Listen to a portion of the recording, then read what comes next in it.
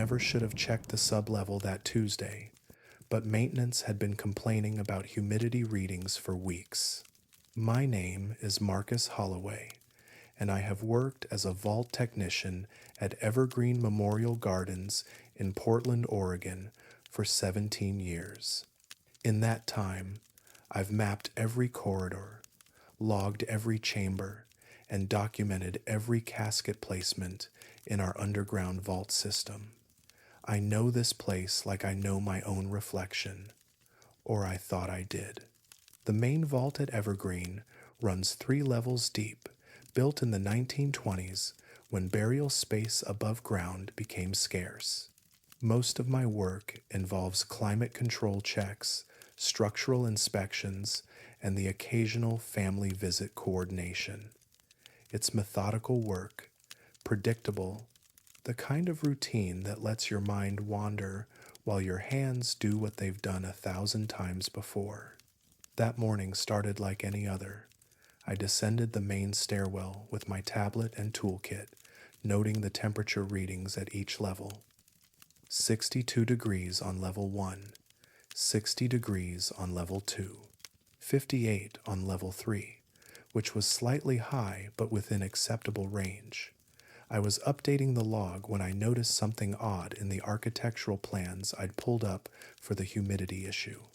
There was a corridor marked on the original 1923 blueprints that didn't appear in our current digital mapping system.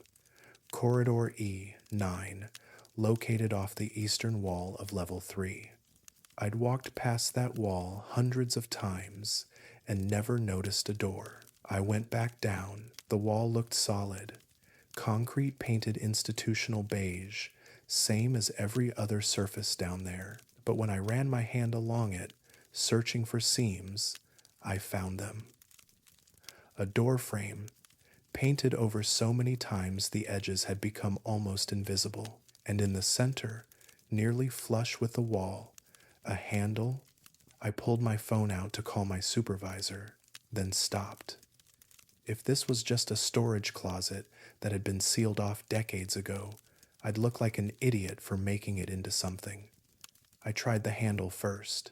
It turned. The door opened inward, hinges screaming from disuse, and the smell hit me immediately. Not decay, nothing that straightforward. It was older than that. Dust and concrete and something else underneath.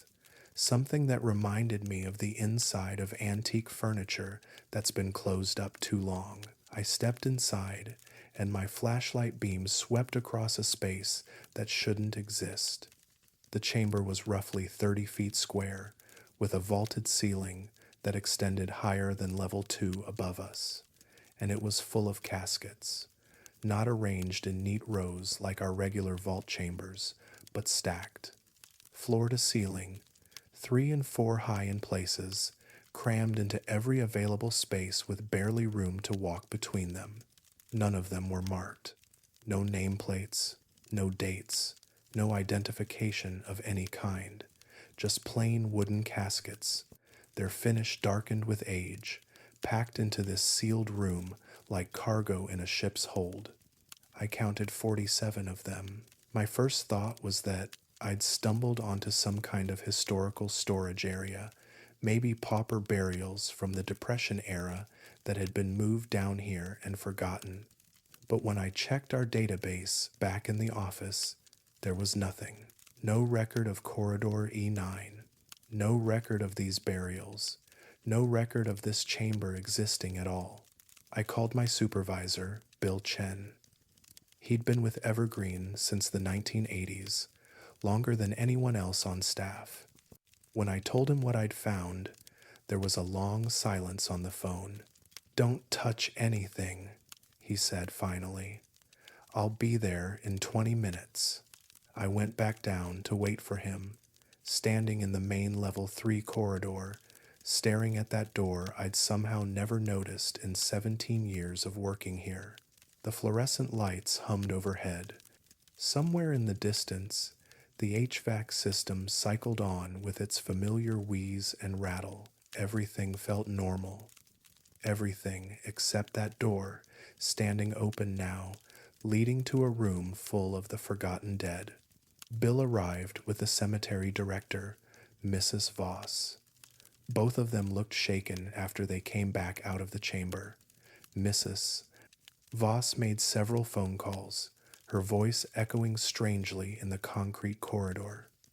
"We needed to identify the deceased," she said. "We needed to contact next of kin if any could be found. We needed to understand what this was." We sealed the chamber and went home. Bill told me to take the next day off while they figured out how to proceed. I did, though I didn't sleep much. I kept thinking about those caskets, stacked like firewood, waiting in the dark. The next morning, my phone rang at 6:15. It was Bill, and his voice sounded wrong, tight, controlled. "Marcus, I need you to come in now." I met him in the main office. He looked like he hadn't slept at all, his eyes red-rimmed and distant. He handed me his tablet without saying anything. On the screen was security footage from level 3, time-stamped at 2:43 that morning. The chamber door was opening. From the inside, the video was grainy, shot in infrared, but I could see it clearly. The door swinging slowly outward into the corridor, that same screaming hinge sound I remembered from yesterday. For a long moment, nothing else happened. Just the open doorway, black and depthless on camera. Then the handprints appeared. They showed up as white heat signatures in the infrared footage, emerging on the corridor walls on either side of the doorway. Not placed there, appearing, like someone invisible was pressing their palms against the concrete. Dozens of them, spreading outward from the chamber entrance, overlapping, reaching. The footage ended. Bill and I went down together. We didn't speak in the elevator, didn't speak walking through level 3. The chamber door stood open, exactly as it appeared in the video. The handprints were still there, dozens of them, maybe more, pressed into the concrete walls in patterns that made no sense. Some were small, child-sized, others were large, the fingers spread wide like they'd been pushing against the wall with desperate force. But it was what Bill noticed that made him grab my arm. Every single handprint was warm to the touch. We sealed that corridor permanently 3 days later, welded steel plates over the door, poured new concrete over that, painted it to match the wall. The official report said we'd found evidence of structural instability and condemned the section. I still work at Evergreen, still do my rounds through the vault system, checking temperatures and humidity levels. But I've started logging something else in my reports now, something I don't share with anyone. Every night at 2:43 a.m., the temperature in level 3 drops exactly 4 degrees for 6 minutes, and sometimes, when I'm down there alone, I can hear something on the other side of that sealed wall. It sounds like knocking.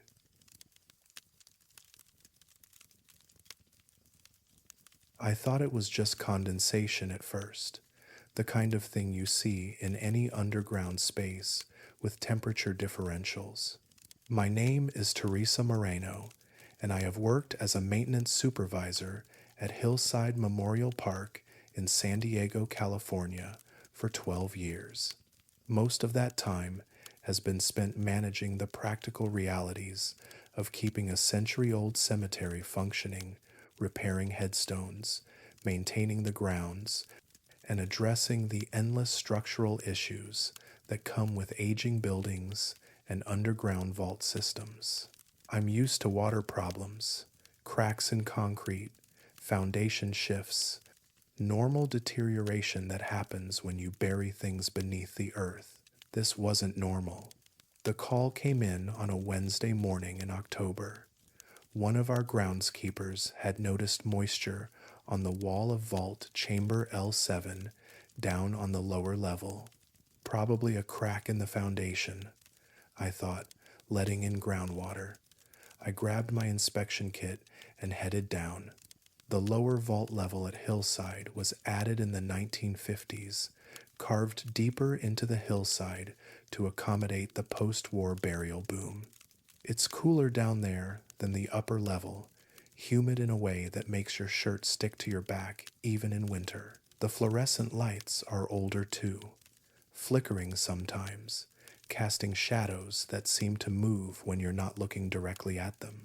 Chamber L7 is near the eastern end of the lower corridor, a modest-sized room that holds 16 vault spaces. When I entered, I saw the moisture immediately. It was concentrated on the back wall, a patch about 3 feet wide and 4 feet tall. The concrete darkened where water had seeped through. I set up my work light and examined it more closely. The pattern was unusual, not the random spread you'd expect from a crack, but more focused, almost organized. I pressed my hand against it, cold, damp, nothing remarkable. Then I noticed it was moving, not the water itself, but the pattern.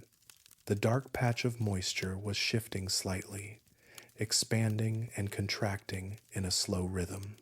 I watched it for 30 seconds, timing it on my phone.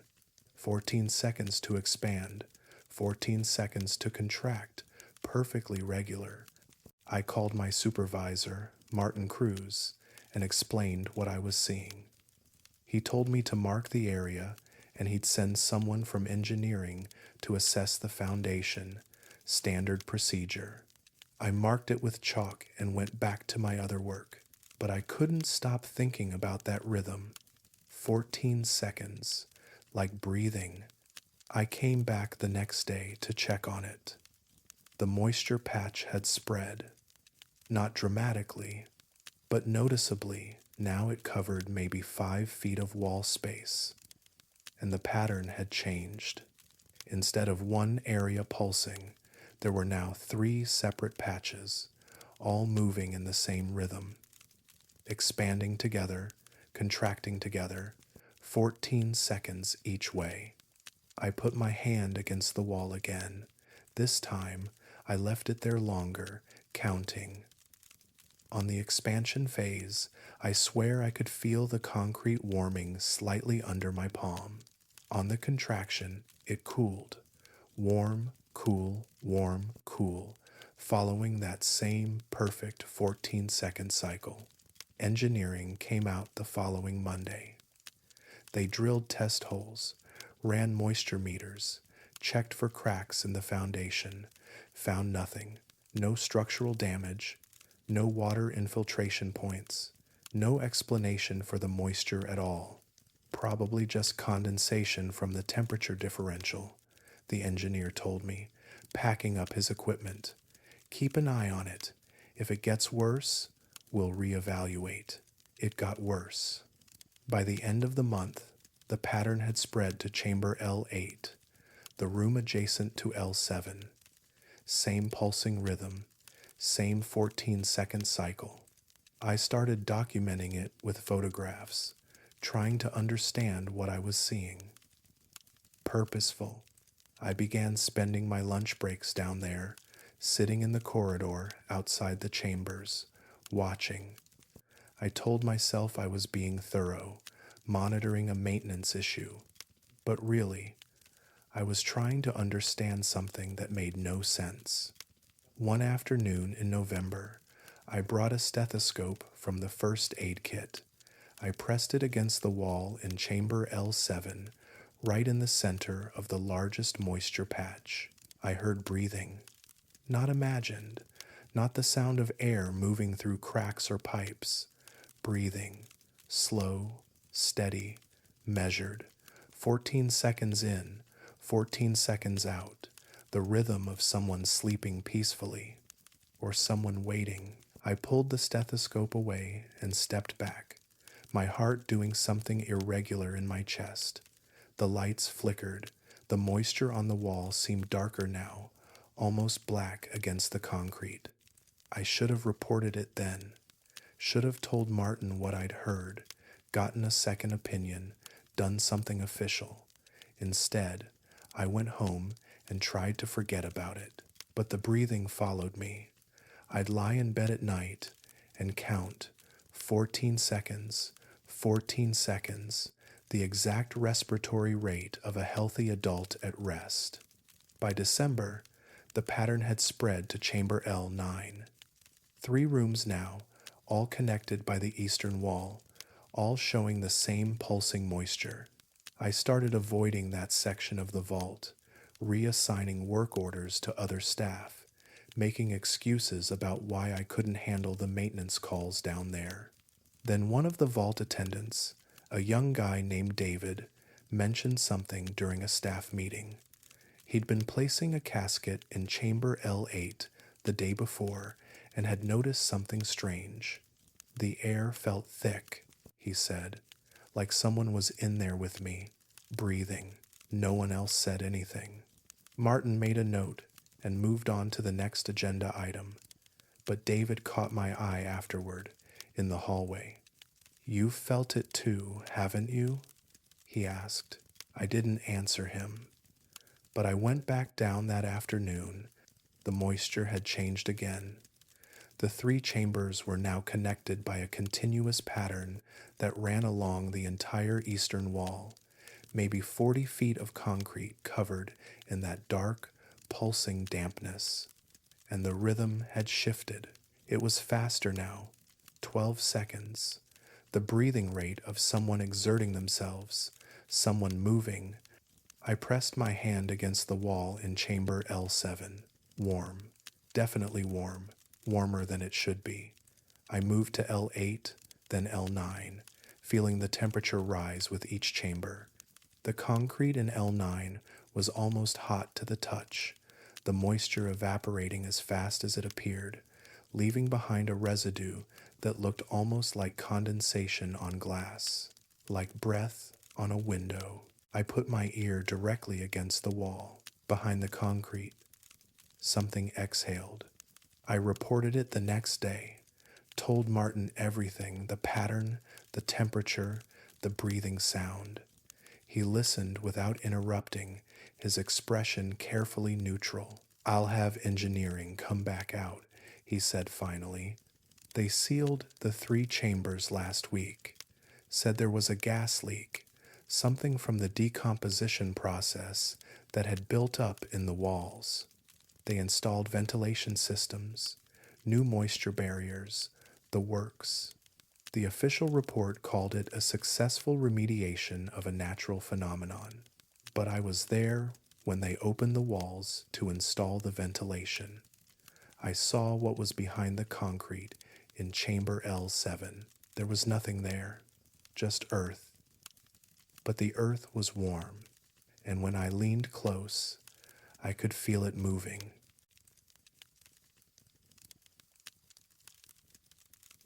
Every cemetery has sections that families avoid, but I've never seen one they specifically request. My name is Director Patricia Chen, and I have worked at Riverside Gardens Cemetery in Sacramento, California for 23 years. I started as an administrative assistant and worked my way up to Director of Operations, which means I oversee everything from burial scheduling to grounds maintenance to family relations. In all that time, I've learned that people's relationships with death are complicated, unpredictable, and deeply personal. I try not to judge the requests families make, try to honor their grief in whatever form it takes. But Section K17 changed something in me. The section sits in the northeast corner of our property, installed in 2009 when we expanded into what used to be adjacent farmland. 24 vault spaces arranged in 3 rows of 8, all standard concrete construction, no different from any other section in the cemetery. Good drainage, level ground, mature oak trees nearby for shade. It should have been one of our most popular areas. The problems started within the first month. The initial burial was a woman named Claire Donovan, 78 years old, who'd requested a traditional viewing followed by vault burial. I handled the arrangements myself, meeting with her daughter and son-in-law to select the casket, coordinate the service, finalize the details. Everything proceeded normally. The viewing was on a Thursday evening. The burial was Friday morning. Saturday afternoon, I got a call from our vault maintenance supervisor, James Perry. He needed me to come to Section K-17 immediately, but he wouldn't say why over the phone. I could hear something in his voice that I'd never heard before, not quite fear, but close to it. I found him standing outside the section, staring at Claire Donovan's vault space. I opened it to check the seal, he said quietly. Standard 72-hour inspection. You need to see inside. We descended into the vault together. The casket was still in place, properly positioned, the seal intact. But when James lifted the lid for me to inspect the interior, I saw what had made him call. The satin lining inside the casket had been torn. Not torn, shredded. Long, parallel gouges ran through the fabric from the inside, exposing the padding underneath. The pattern was unmistakable. Claw marks. Human fingernails dragged through the material with enough force to rip it apart. But Claire Donovan's hands were still folded peacefully on her chest, her nails neatly trimmed and polished. She hadn't moved. Couldn't have moved. The casket had been sealed before burial. I had the casket replaced at cemetery expense. Told the family there had been a manufacturing defect discovered during our quality inspection. They never knew what we'd found. We buried 3 more people in Section K-17 over the next 6 weeks. All 3 caskets developed the same defect within 72 hours. Same tearing pattern, same impossible claw marks from inside. Always the interior lining, never the exterior. Always discovered during the routine inspection that James performed after each burial. By the 4th instance, I knew we had to stop using the section. I consulted with our board, explained the situation as a materials issue with our casket supplier. We'd paid for 4 replacements already, I told them, and couldn't afford to keep absorbing that cost. They agreed to take Section K-17 offline until we could identify the problem. That should have been the end of it, but families kept requesting it. The first was in late November. A man named Robert Tesh came in to arrange his mother's burial. I offered him several available sections, all with better views and easier access than K-17. He declined them all. My mother specifically wanted Section K-17, he said. She was very clear about it in her will. I explained that the section was temporarily unavailable due to maintenance issues. He pulled out his mother's will and showed me the clause. Plot K, 175. The same section, the same row. Written 6 months before we'd even purchased that land. I checked our records. Robert Tesh's mother had never visited Riverside Gardens, had never contacted us for information, had never been to Sacramento, as far as her son knew. But somehow, she'd known about Section K-17 before it existed. We buried her in a different section. Robert signed the paperwork, but I could see the disappointment in his eyes, like he was failing her somehow. The second request came in January. A woman arranging her husband's burial. Same story-specific request for Section K-17. Documented in writing, dated before we'd opened the section. I offered alternatives. She refused. He told me, she said suddenly, her voice barely above a whisper, 2 days before he died. He woke up and said he needed to be in K-17, said someone was waiting for him there. The third request came in February. The 4th in March. Always the same pattern. Always a specific request, usually documented, always for Section K-17. Some of the deceased had never been to our cemetery. Some had never been to California, but they'd all known about that section. I stopped refusing, started quietly reopening K-17, placing the burials, conducting the 72-hour inspections. Every single casket developed the same tearing. Every single inspection showed the same impossible claw marks from inside. And every single family, when I called to inform them of the defect, said the same thing. It's fine, don't replace it. Some of them said it quickly, like they'd been expecting my call. Others hesitated, then spoke in voices that sounded relieved. But none of them wanted the casket replaced. None of them asked questions. They just accepted it and asked me not to contact them again about Section K-17. James refuses to do the inspections anymore. I don't blame him. I do them myself now, descending into the vault spaces, lifting the lids, documenting the damage that appears like clockwork 72 hours after every burial. The tearing is always the same. The pattern never varies. Parallel gouges, deep and desperate, concentrated near where the hands rest. Sometimes I find fabric caught under the deceased's fingernails, even though their hands never move from their folded position, even though the caskets are sealed. We're up to 18 burials in Section K-17 now, 18 torn casket linings, 18 families who specifically requested that section, many of them knowing about it before it existed.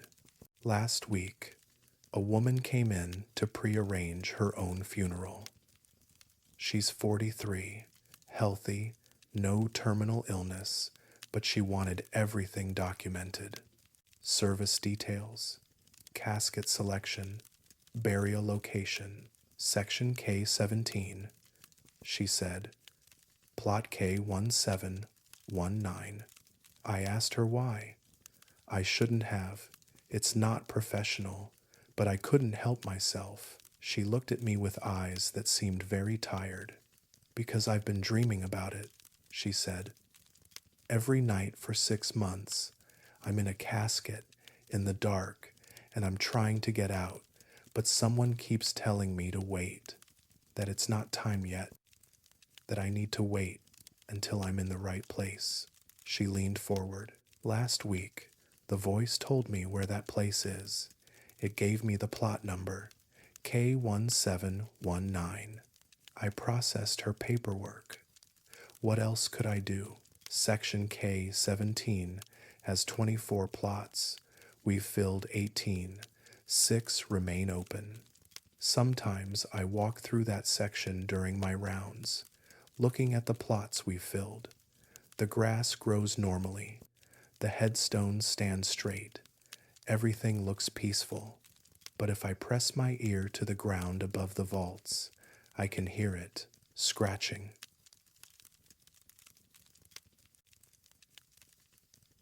I've walked these corridors alone for 8 years, and I know the sound of my own footsteps.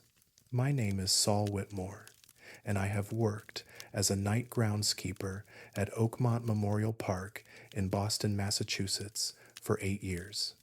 My shift runs from 11 p.m. to 7 a.m., 5 nights a week, and most of that time is spent underground in our vault system. I check climate controls, monitor for water leaks, ensure the security systems are functioning, and generally maintain the spaces where families don't go. It's solitary work, which suits me fine. I've never minded being alone with the dead. They're better company than most of the living, or they were, until I started hearing myself walking below me. The vault system at Oakmont runs 4 levels deep, carved into bedrock beneath the original cemetery grounds. Each level is connected by a central stairwell and an old service elevator that groans when it moves.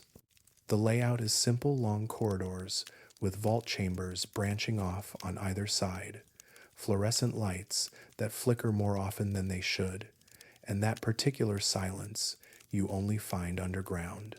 I start each shift on level 1 and work my way down. Climate check, visual inspection, note any maintenance issues. Standard routine. The work itself takes maybe 2 hours if I'm thorough.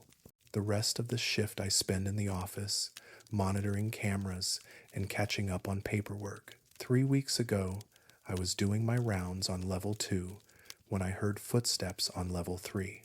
The sound was clear. Unmistakable shoes on concrete, steady and measured, the exact rhythm of someone walking with purpose. I stopped moving and listened. The footsteps continued for maybe 15 seconds, then faded. Normal explanation. The building settling, pipes expanding, something mundane. I'd heard strange sounds down there before, except I recognized the gait. It was mine. The specific rhythm of my walk, the way my right foot hits slightly harder than my left from an old ankle injury. The particular pace I use when I'm doing rounds, not hurrying but not dawdling either. I'd know that sound anywhere because I hear it every night, echoing off these concrete walls. I descended to level 3 and did a complete sweep. Nothing. No signs of intrusion, no unlocked doors, no disturbances of any kind. The security logs showed I was the only person in the building. I convinced myself I'd been mistaken. 2 nights later, it happened again. The sound of me walking 1 level below where I actually stood. I went down immediately. Level 4 was empty. But this time, I noticed something odd about the security camera in the main corridor. The recording light was on, which it should be, but it was also making a faint clicking sound, like it was working harder than usual. I went back to the office and pulled up the level 4 footage for the previous 10 minutes. At first, I thought there was nothing, just empty corridor, concrete walls, fluorescent lights. Then I saw movement at the edge of the frame. It was me. Not someone who looked like me. Me. Same uniform, same jacket, same slight limp from that ankle injury. Walking the level 4 corridor at exactly the time I'd heard the footsteps, I watched myself move through the frame, checking doorways, examining the climate control panel, doing everything I would normally do during rounds. Except I hadn't been on level 4 yet. I was on level 3 when that footage was recorded. I watched the timestamp. The figure appeared on camera at 11:47 p.m. I checked my own notes. I'd been on level 3 from 11:30 to midnight. The math was simple and impossible. The me on camera was 5 minutes ahead of the actual me. I should have reported it. Should have called my supervisor, shown him the footage, gotten some kind of explanation. Instead, I saved the video file and tried to forget about it. The footsteps kept happening. Every few nights, I'd hear them always 1 level below, wherever I was standing, always in that unmistakable pattern. And every time, when I checked the security footage, I'd see myself walking through empty corridors 5 minutes before I actually got there. I started keeping detailed logs, timing everything. The delay was always the same, 5 minutes, like I was following my own ghost through the building, arriving everywhere just after I'd already been there. Then last Tuesday, something changed. I was on level 1, starting my rounds as usual when I heard footsteps on level 2. Normal pattern by now, disturbing but predictable. But then I heard something else, voices. Not clear enough to make out words, but definitely voices. Two of them, having a conversation. One of them sounded like me. I took the stairs down to level 2, moving as quietly as I could. The voices stopped before I reached them. But when I got to the office and pulled up the footage, I saw myself on camera, standing in the level 2 corridor, talking to someone. The second figure wasn't visible on camera, just me, alone in the corridor, speaking to empty air. But my body language was clear. I was responding to someone, turning my head to listen, gesturing as I talked. The conversation lasted 3 minutes. Then the me on camera nodded, turned, and walked out of frame. 5 minutes later, I arrived on level 2 for my actual rounds. I've started testing it. I know it's a bad idea, but I can't stop myself. I'll make specific choices during my rounds, skip a chamber, check something out of order, take an unusual route. Then I'll check the footage from 5 minutes earlier. The me on camera always does it first. Whatever I'm about to do, I watch myself do it 5 minutes before I do it. If I skip a chamber, the figure on camera skips it. If I pause to examine something, the figure pauses in the same spot. If I turn around and go back, the figure turns around and goes back. I'm not leading, I'm following. Last night, I decided to break the pattern. When I heard the footsteps on the level below me, I was on level 2. They were on level 3. I didn't go down. I sat in the stairwell and waited. The footsteps continued for a while, then stopped. I waited 5 minutes, then went to check the footage. The me on camera had walked through level 3, completed the normal route, and then stopped in the center of the main corridor. The figure stood there for a long moment, perfectly still, and then turned to look directly at the camera. The expression on my face was wrong. Not frightened, not confused. Something else. Something that looked almost like disappointment. The figure raised one hand and pointed at the camera, at me, watching from 5 minutes in the future. Then it turned and walked toward the stairwell, heading up to level 2, where I was sitting. I pulled up the level 2 cameras, scrubbing forward to 5 minutes ago. The footage showed the stairwell door opening, the me on camera stepping through, walking directly to where I'm sitting now, in this office, writing this report. The figure stopped just outside the office door, stood there for 30 seconds, then reached for the door handle. That was 4 minutes ago. I can hear footsteps in the corridor outside. They're getting closer. The same gait, the same rhythm, the sound of my own walk approaching from the other side of the door. The handle is starting to turn. I don't know if I should open it.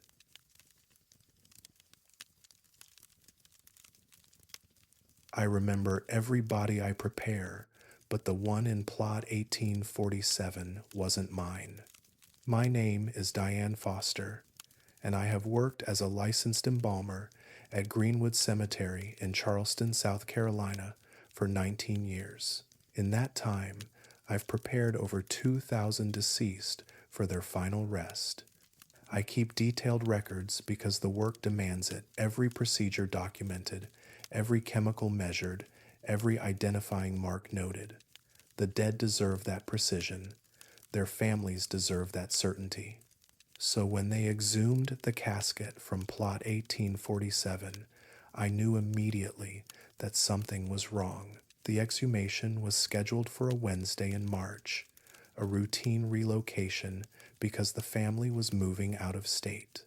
The deceased was Eleanor Hartwick, 74 years old, who had passed away 13 months earlier from complications of pneumonia.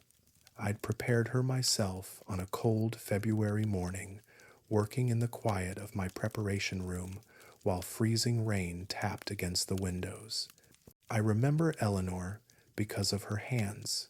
She'd been a pianist, and her daughter had specifically requested that I pay special attention to them during preparation. I'd spent extra time on her fingers, ensuring they looked natural, peaceful. She'd worn 3 rings, a wedding band, a pearl ring, and a small sapphire on her right index finger. I documented all of it in my preparation notes, including the exact placement. The exhumation crew arrived at 9 a.m. I wasn't required to be present, but I often attend when we relocate remains I've prepared. Professional courtesy and a chance to ensure everything has held up properly.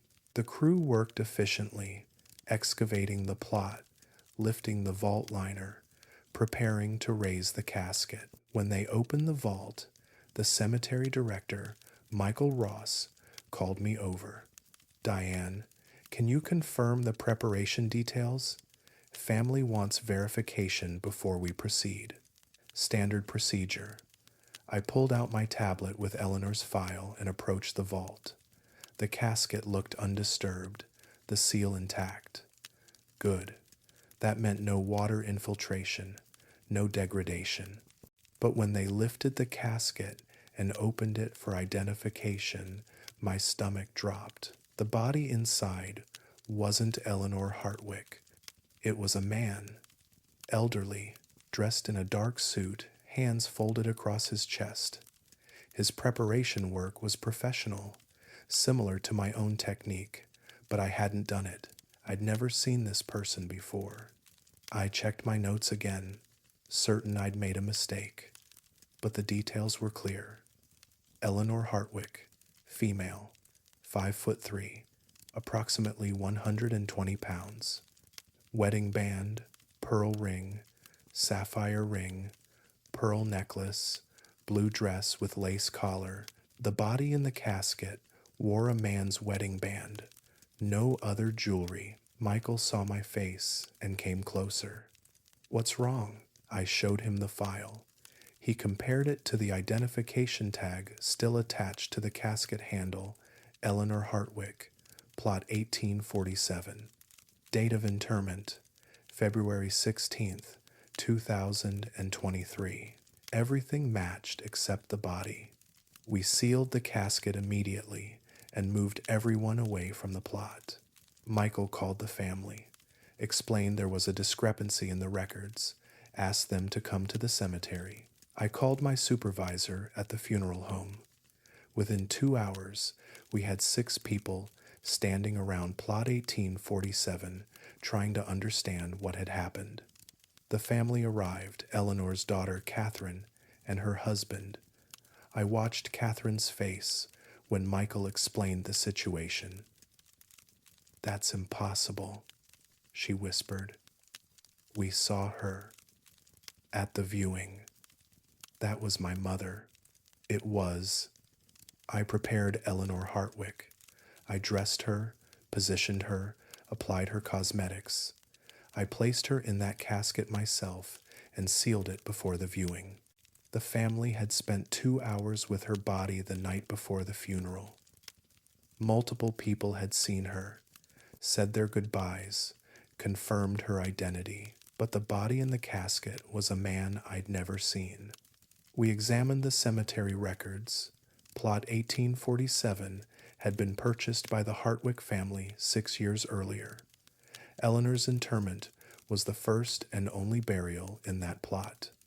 No errors in the paperwork, no confusion with other plots. Everything pointed to one impossible fact. Someone had opened that casket after burial and switched the bodies, except the seal had been intact. The vault showed no signs of tampering. Michael ordered a complete investigation. We cross-referenced every burial I'd handled in the month surrounding Eleanor's preparation, looking for a male deceased who might have been accidentally switched. We found nothing. Every other case I'd worked on that month was accounted for. The family satisfied. No reports of errors. The man in Eleanor's casket didn't match anyone in our records. We had to exhume 2 more plots to verify. but Michael chose ones from different time periods, different preparers. Both were correct. The bodies matched the records perfectly. Only Eleanor's burial was wrong. The detail that haunts me came later, when I reviewed my preparation notes more carefully. I documented Eleanor's jewelry in detail. Wedding band, 14-karat gold, with inscription, Always J.H., for James Hartwick, her husband. Pearl ring, heirloom from her mother. Sapphire ring, purchased on her 50th birthday. The man in the casket wore a wedding band. When we documented it for the investigation, I saw the inscription, Always E. Eleanor Hartwick. The man was wearing Eleanor's wedding band, the one I'd placed on her finger 13 months ago, the one that should have been buried with her body, wherever it was now. We never found Eleanor. The investigation went on for weeks, expanding to other cemeteries, other funeral homes, checking for any case of a missing elderly female from that time period. Nothing. No reports of grave robbery, no disturbed plots, no unexplained remains. The man in the casket remained unidentified. We couldn't bury him again without knowing who he was, but we couldn't keep him in storage indefinitely. Eventually, Catherine made the decision to have him cremated. She couldn't bear the thought of her mother's plot remaining occupied by a stranger. Before the cremation, I asked to see the body one more time. Professional curiosity, I told myself, though I'm not sure that was the whole truth. Something about the case felt unfinished, like a question I couldn't quite articulate. I examined the body carefully, noting details I'd missed during the initial shock of discovery. The preparation work was meticulous. The cosmetics were applied with a light hand, natural looking. The suit was expensive, well fitted. Whoever this man was, he'd been cared for. Then I noticed his hands. They were positioned the same way I position hands, the same angle, the same gentle crossing at the wrist. It's a small thing, a personal technique I developed over years of practice. Most embalmers have their own preferences, their own methods. This was mine. I checked the file again, looked at my notes on Eleanor's preparation. The hand positioning was identical. I'd prepared this body. Somehow, at some point, I'd worked on this man, but I had no memory of it, no record of it, no explanation for how he ended up in Eleanor's casket wearing her wedding ring. We cremated him last week. Catherine scattered the ashes in the ocean, wanting to give whoever he was some kind of peace. She didn't attend the scattering herself. Asked me to do it, which felt wrong but also somehow appropriate. I still prepare bodies, still keep my meticulous records, still document every detail with the same precision I always have. But now I photograph the bodies too, before sealing, before burial, just to be certain. Because 3 days ago, I prepared an elderly woman named Margaret Chen, routine case, natural death, family satisfied with the viewing. I documented everything, took photographs, sealed the casket myself. This morning, I received a call from Margaret's daughter. She'd been going through her mother's papers and found something odd, a letter written by Margaret 2 weeks before her death, containing detailed instructions for her burial, including her jewelry preferences. 3 rings, the letter specified. Wedding band, pearl ring, sapphire ring. Margaret Chen never owned a sapphire ring. I pulled up my preparation photos and zoomed in on her hands. There, on her right index finger, exactly where I'd placed it 13 months ago on a different body. The small sapphire ring that belonged to Eleanor Hartwick.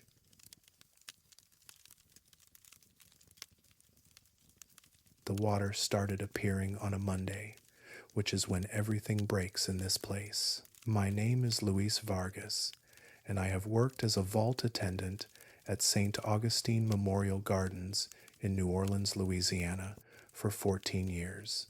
My job is simple: maintain the underground vault system, coordinate family visits, ensure the climate stays stable, and handle any issues that arise in the older sections.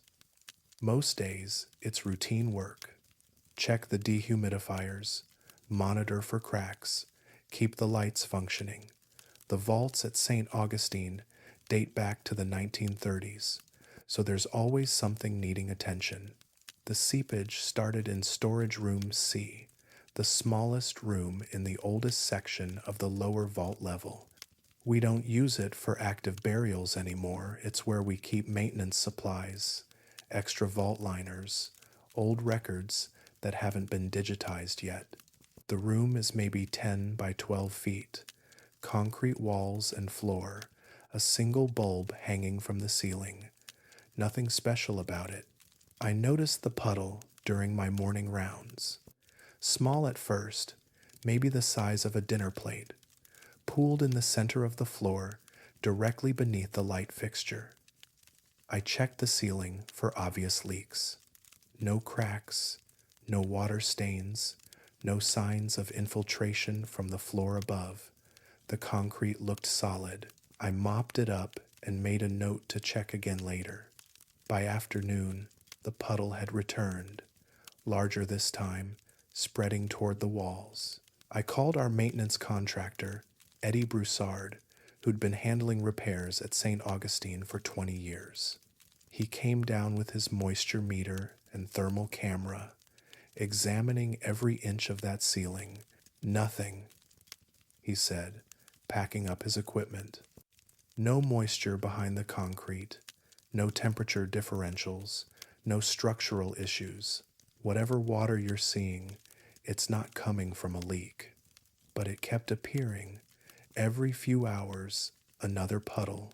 I'd mop it up, the floor would dry completely, and within 60 minutes the water would be back, always pooling beneath that light fixture, always spreading in the same pattern across the floor. By the third day, I started noticing something strange about the water itself. It was warm. Not hot, but noticeably warm to the touch, like bath water that's been sitting for a few minutes. And when I mopped it up, the cloth came away with a faint smell. Not unpleasant, not sewage or mold. Something else. Something almost familiar that I couldn't quite place. I collected a sample in a mason jar and took it to Eddie. He looked at it, sniffed it, held it up to the light. "That's not water," he said quietly. He ran it through a basic field test kit he kept in his truck for checking groundwater contamination. The results came back immediately. The liquid had salt content, high salt content, similar to tears. I laughed when he told me. Had to, because the alternative was too strange to consider seriously. But Eddie wasn't laughing. He'd worked in enough old buildings, seen enough unexplained things, that he'd learned not to dismiss the impossible too quickly.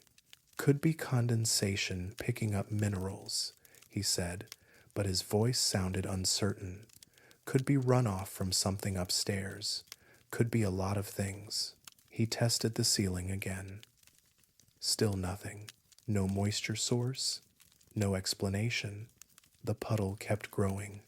By the end of the week, it covered half the floor of Storage Room C. I'd mop it up 5, 6 times a day, and it would always return within the hour, always warm, always with that faint, familiar smell I was starting to recognize. Salt and something else, something organic. I started spending more time in that room, watching the ceiling, trying to catch the exact moment the liquid appeared. It didn't drip, didn't seep from cracks or holes. It just accumulated, condensing on the concrete surface like breath on a cold window, then falling in slow drops to the floor below. One afternoon, I brought a stepladder down and climbed up to examine the ceiling more closely. The concrete was rough, unpainted, marked with the trowel patterns from when it was poured decades ago. I pressed my hand against it. The surface was warm, warmer than it should be, warmer than the ambient temperature of the vault. I moved my hand across the ceiling, mapping the warmth.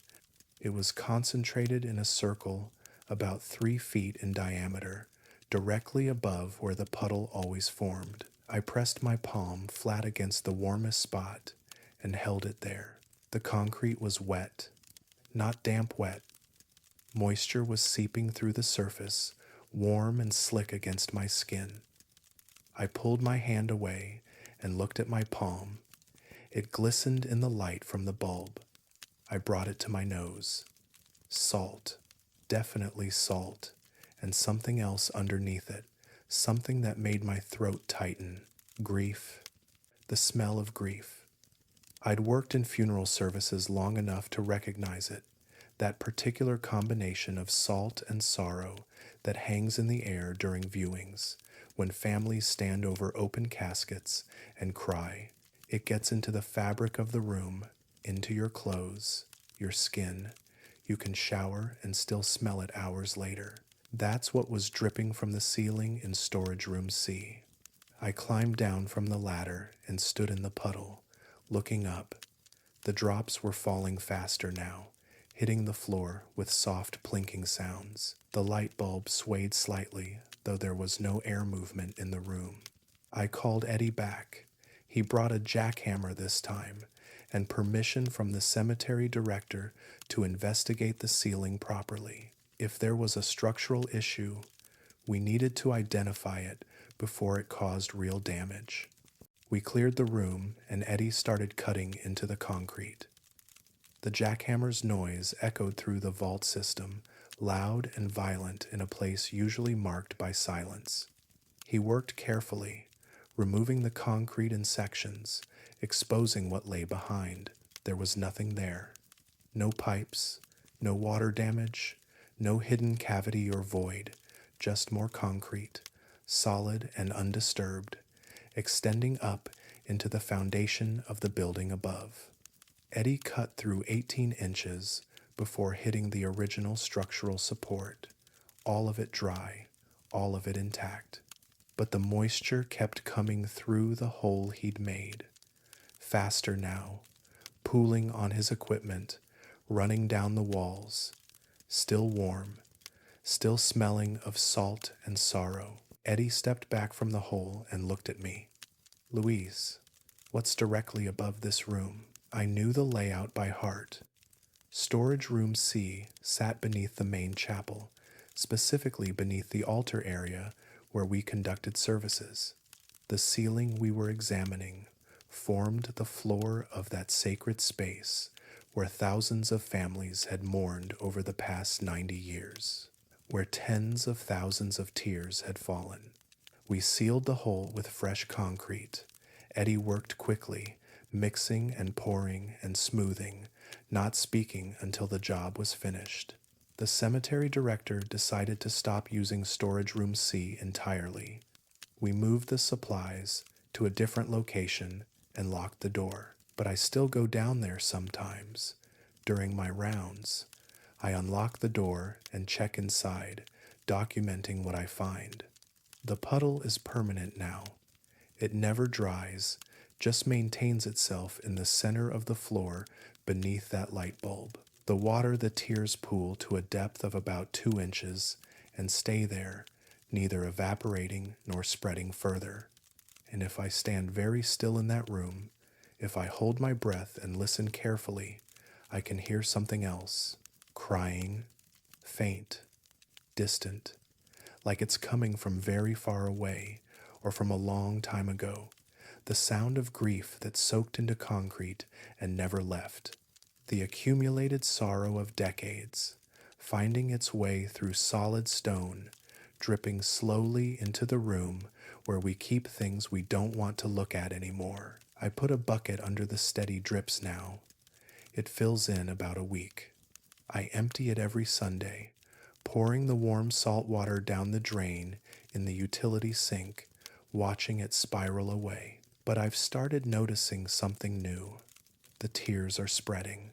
Last month, I found moisture in the corridor outside storage room C. This week, it appeared in the adjacent vault chamber. The ceiling is crying in more places now, and the sound of weeping is getting louder.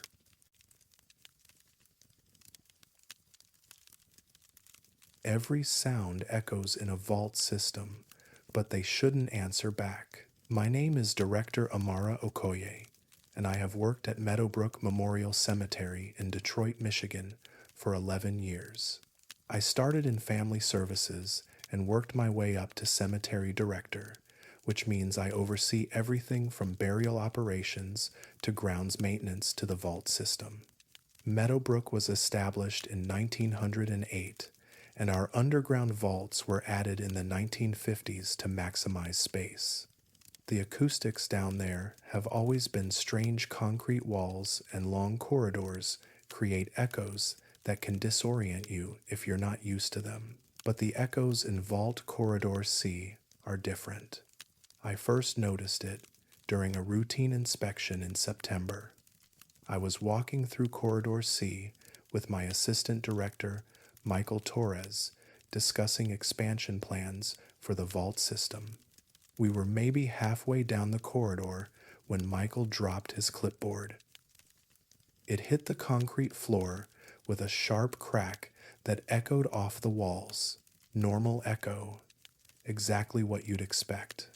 Then Michael said, "Damn it, sorry about that." His voice echoed back 3 seconds later, like always, except the echo didn't say, "Damn it, sorry about that." It whispered, "Don't be sorry." We both stopped walking. Michael looked at me, his expression confused. "Did you hear that?" he asked. The echo came back 3 seconds later. "We all hear it." I told myself it was an audio artifact, some trick of the acoustics that distorted the sound. The human brain is wired to find patterns, to hear meaning in random noise. It happens in old buildings all the time. We continued our inspection. The rest of the corridor was normal. Every sound echoed properly: footsteps, door closings, the scratch of pen on paper. Everything except human voices. Those came back changed. I tested it deliberately before we left, called out "testing," and waited. The echo whispered back, "Always testing." Michael refused to enter Corridor C after that. I didn't blame him, but as director, I couldn't simply avoid an entire section of our vault system. I needed to understand what was happening, find a rational explanation, and fix it. I brought in an acoustics engineer named Dr. Sarah Chen the following week. She spent 6 hours in Corridor C with recording equipment, sound meters, and spectrum analyzers. She documented the echoes, measured the delay times, mapped the acoustic properties of the space. Her report was thorough and completely baffling. "The delay is consistent," she explained in my office, pulling up graphs on her laptop. 3.2 seconds for all sounds. The reflection patterns are normal. The frequency response is exactly what I'd expect for a concrete corridor of this size and shape. She paused, tapping her pen against the desk. But the voice echoes don't match the input. I recorded myself speaking test phrases, simple sentences, single words, counting numbers. Every single time, the echo came back saying something different. Not gibberish, complete sentences, contextually relevant, as if responding to what I'd said rather than repeating it. She showed me the waveforms on her screen. 2 audio tracks, 3.2 seconds apart. Visually, They looked completely different. She played them back, her voice. This is test recording number 7. The echo, 3 seconds later. 7 is an important number here. I asked her what could cause that. Equipment malfunction, radio interference, something mundane. She shook her head. Director Okoye, I've been doing acoustic analysis for 20 years. I've worked in cathedrals, concert halls, underground caverns. I've never seen anything like this. The echo is generating new speech. That's not how sound works. That's not how physics works. We sealed Corridor C temporarily, posted signs about ongoing maintenance, rerouted family visits to other vault sections.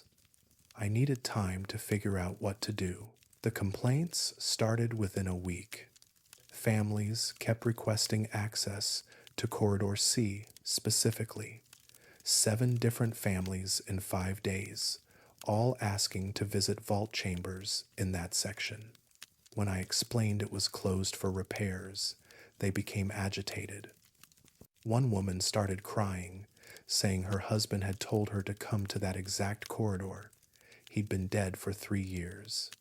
I reviewed the burial records for Corridor C, 28 occupied vault spaces dating back to the section's opening in 1956. Nothing unusual about the deceased, nothing connecting them. Different ages, different causes of death, different families. But when I cross-referenced the dates, I found something odd. 7 of the burials had occurred on September 17th, different years, spanning from 1958 to 2019, all on the same calendar date, September 17th. Dr. Chen had conducted her acoustic tests on September 17th. I was looking at this pattern when I got the call from Michael. A family was conducting a viewing in Vault Chamber C12, and they needed me down there immediately. I took the stairs down, moving quickly through the main vault level and into Corridor C. The family, a woman in her 60s and 2 adult children, stood outside Chamber C12, their faces pale. She spoke. The woman said, gripping my arm. "My mother." I asked what she meant. The woman's daughter answered, her voice shaking. We were standing with her, saying goodbye one last time before the final sealing. My brother said, "We'll miss you, Mom." And she answered. The brother nodded, looking like he might be sick. The voice came from inside the casket. 3 seconds after I spoke, it said, "I'm awake." I should have dismissed it. Grief does strange things to perception, makes people hear what they desperately want to hear. But I'd heard the echoes myself. I knew Corridor C was wrong. I asked if they wanted to postpone the sealing. They shook their heads in unison, adamant. Seal it now. Seal it immediately. Get their mother out of this corridor. We completed the sealing and escorted the family out. After they left, I stood alone in Corridor C, listening to the silence. Then I spoke into the empty air. "What are you?" The echo came back 3 seconds later. "We are what remains." I ran every test I could think of, brought in more engineers, more acoustics experts, had the concrete tested for unusual mineral content, checked for electromagnetic anomalies, searched for hidden speakers or equipment that might explain the phenomenon. Found nothing. The echoes continued. Every human voice that entered Corridor C received an answer, always 3.2 seconds later, always contextually relevant, always unsettling. Last month, we had our first real crisis. A family came for a viewing in Chamber C19. The deceased was an 8-year-old girl named Sophie Martin who died in a car accident. Her mother stood over the casket, sobbing, and said what grieving parents always say: "Please wake up, baby. Please come back to me." 3 seconds later, the echo whispered through the corridor, "I'm awake." The mother screamed, started clawing at the casket, trying to open it, convinced her daughter had somehow survived, was trapped, was calling for help. It took 4 of us to pull her away, to calm her down, to explain that it was just an echo, just acoustics, just the building. But I knew better. We evacuated Corridor C that day, moved all pending burials to other sections, canceled all scheduled family visits. The cemetery board met in emergency session and decided to seal the entire corridor permanently. The work crew completed the sealing yesterday. Steel barriers at both entrances, concrete poured behind them, the whole section effectively entombed. No more access, no more echoes, no more voices answering back. I was there when they finished, watching the last barrier go into place. As the concrete was setting, I heard something from behind the steel, faint but distinct. Voices, multiple voices, all speaking at once, their words overlapping but synchronized in that same 3.2-second rhythm. I couldn't make out individual words, just the cadence, the pattern, the sound of something that had been answering for decades, finally trapped with no one left to hear it. The work crew heard it too. They finished quickly and left without speaking. I'm retiring at the end of the month. 11 years at Meadowbrook is enough. I've arranged for my replacement to start in 2 weeks, given him full documentation of the vault system, the burial records, the maintenance schedules. I didn't mention Corridor C in the handoff materials. Let him discover it himself if the barriers fail. Let him hear his voice echo back, changed and knowing. Let him decide what to do when the dead start answering.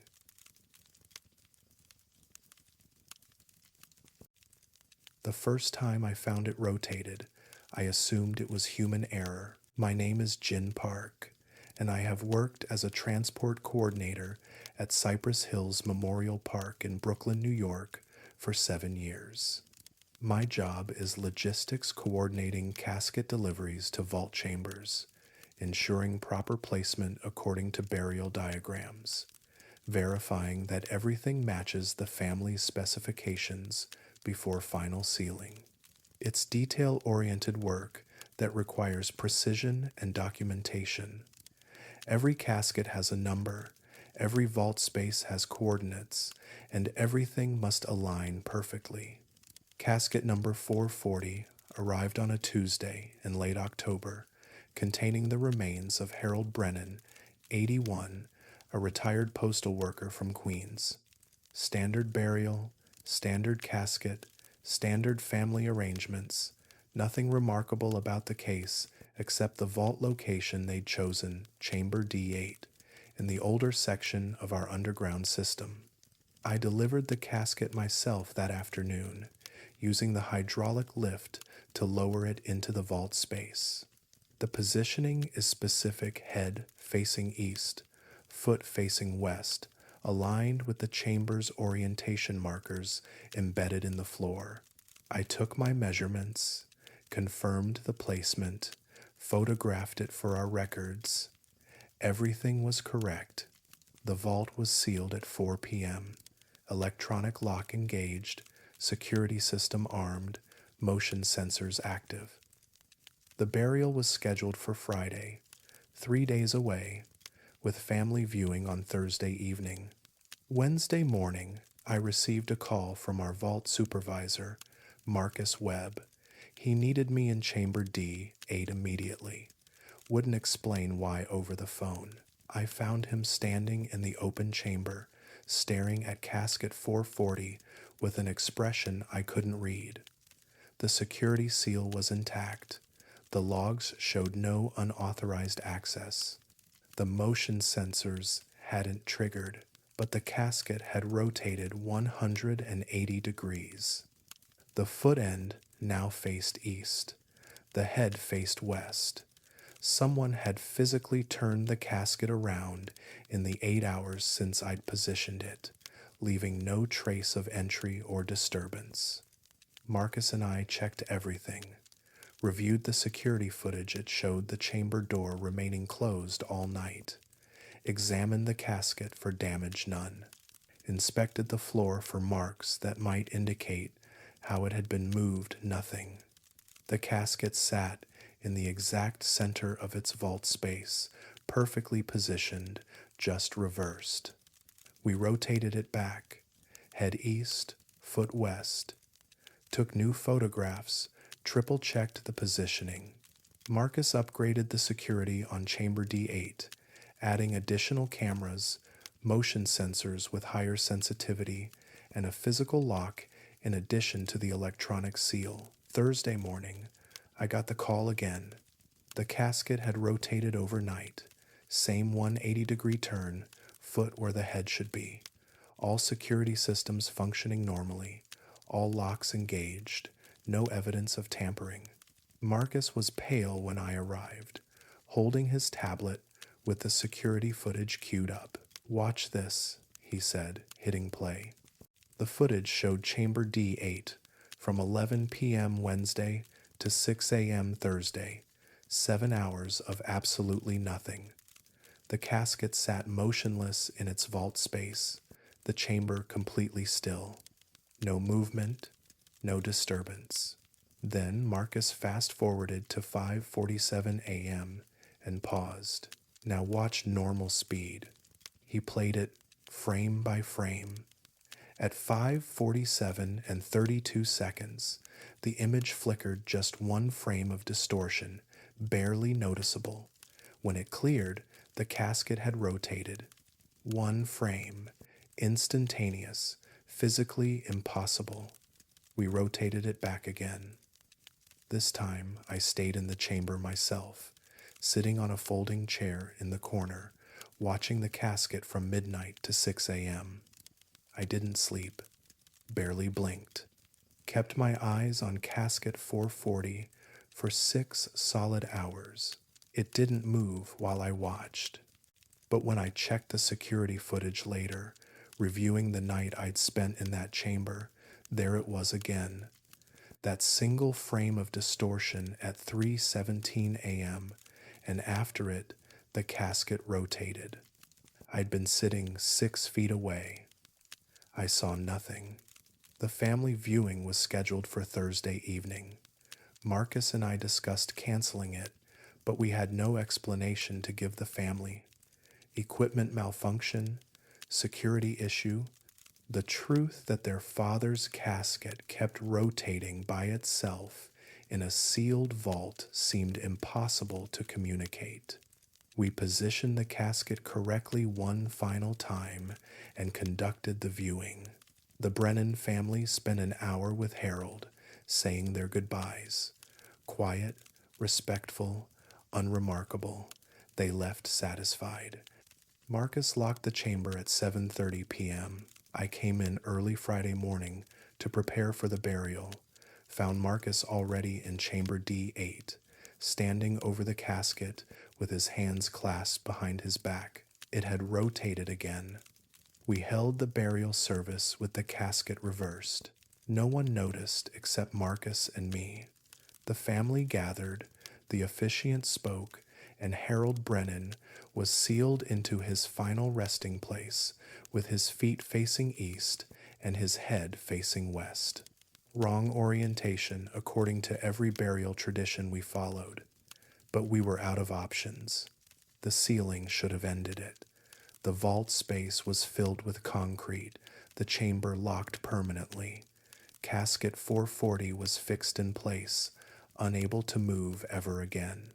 But 3 weeks later, we had another burial in chamber D8.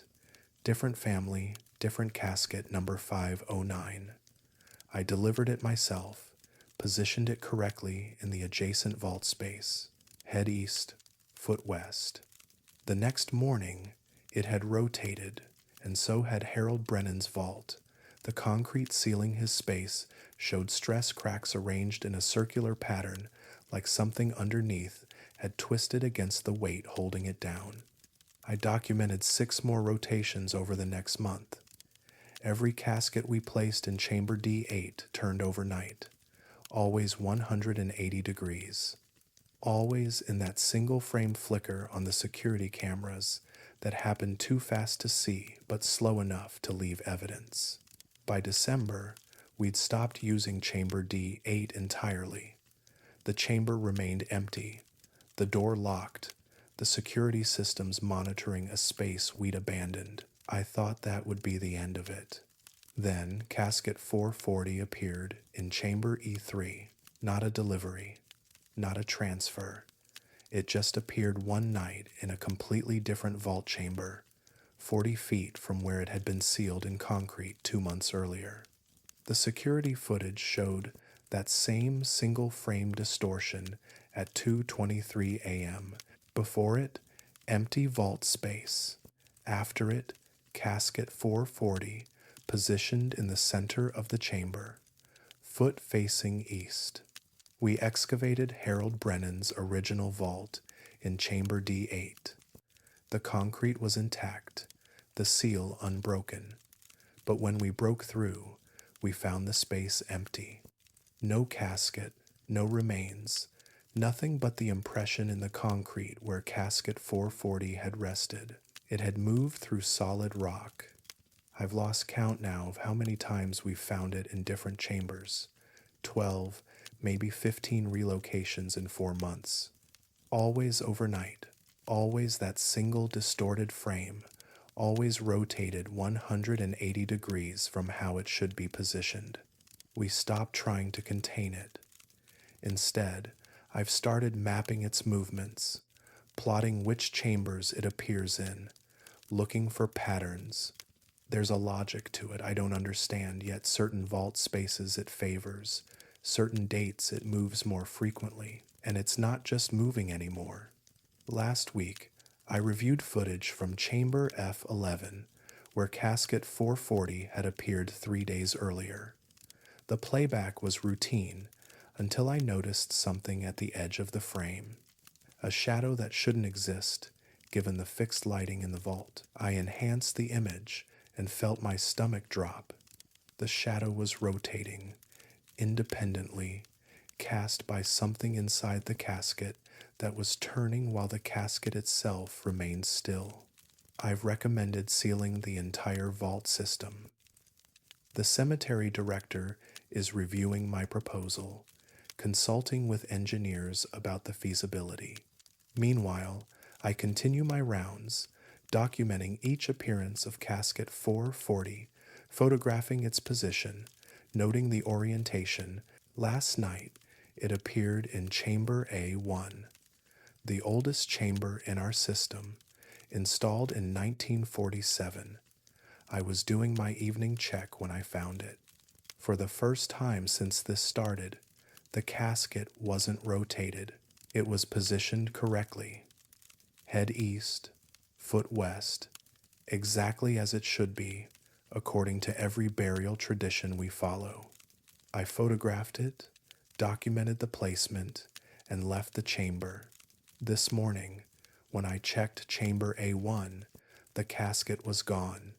Security footage shows that familiar single-frame distortion at 4:09 a.m., and in that one frame, just before the casket disappeared, I can see something. The lid is open, just slightly. Maybe an inch of space between the lid and the base. Not enough to see inside, but enough to know that whatever has been rotating inside casket 440 all these months can now get out. I'm filing this report as my last official documentation. I'm resigning effective immediately. Let someone else track Harold Brennan's movements through the vault system. Let someone else explain why the dead won't stay positioned correctly. Let someone else be here when casket 440 appears again, with its lid open.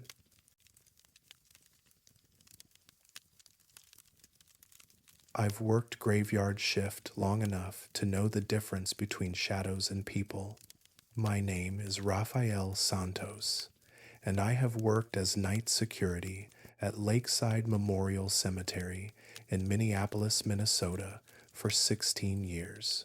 My shift runs from 10 p.m. to 6 a.m., 5 nights a week, and most of that time I spend alone, monitoring cameras, walking rounds through the grounds and vault system, ensuring everything stays secure.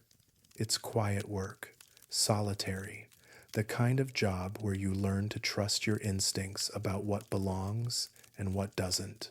The man I first saw on level 3 didn't belong. It was a Tuesday in January, around 3 a.m. I was doing my standard vault rounds, checking each level methodically. Temperature normal, humidity normal, no signs of intrusion or damage. I just finished level 2 and was heading down the stairwell to level 3 when I heard a voice, counting 117. The voice was elderly, male, speaking clearly in the empty corridor. I stopped on the stairs and listened. 118, 119. The numbers continued, slow and methodical. An elderly man in a dark suit was walking slowly along the vault chambers, touching each door as he passed, counting aloud. He moved with deliberate care, his gait slightly unsteady but purposeful. I couldn't see his face from where I stood, just his back, his silver hair, his age-spotted hand reaching out to touch each chamber door. 120. I called out, asking him to stop. Cemetery protocol for unauthorized persons in the vault system is clear. Approach calmly. Identify yourself, escort them out, file a report. The man didn't acknowledge me, just kept walking, kept counting, kept touching each door. 121. I moved closer, calling out again, louder this time. 122.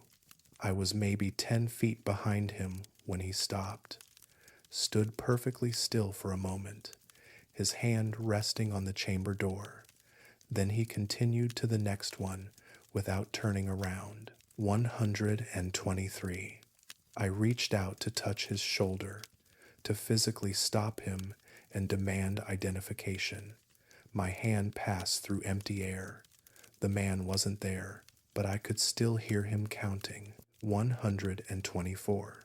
I stepped back, my skin cold, and watched as the voice moved down the corridor without a visible source. The chamber doors made small clicking sounds as something unseen touched them in sequence. 125. The counting continued to the end of the level 3 corridor, reaching chamber 127. Then it stopped. Silence filled the vault system again, broken only by the hum of the HVAC and the pounding of my heart. I reviewed the security footage when I got back to the office. Level 3, camera 6, 3:04 a.m. The timestamp matched exactly when I'd heard the counting. The footage showed me standing in the corridor, alone. No elderly man, no figure in a dark suit, just me, turning to look at something that wasn't visible on camera, my expression confused and frightened. But every 3 seconds, as the counting had progressed, a shadow appeared on the corridor wall, not cast by anything in the frame, just a shadow, man-shaped, moving steadily from chamber to chamber. The shadow had no source. I reported it to my supervisor the next morning. Daniel Park had managed security at Lakeside for 23 years, and he listened to my account without interrupting. When I finished, he was quiet for a long moment. Did he count to 127? Daniel asked. I confirmed that he had. Did he stop there? He had. Daniel pulled up the cemetery records on his computer, scrolling through pages of data. Then he turned the screen toward me. Lakeside's vault system has 128 chambers total across all 4 levels. 128 is maximum capacity. The man had counted to 127, one short of the total. I asked Daniel if he'd heard any similar reports. Security guards seeing things, hearing voices, unexplained phenomena in the vault system. He shook his head, but his expression said otherwise. Something in how he looked away from the screen, how his hand moved to close the file quickly. Just log it, he said finally. Note the time, the location, what you observed. I'll review the footage myself. The counting happened again 3 nights later. Same time, 3 a.m. exactly.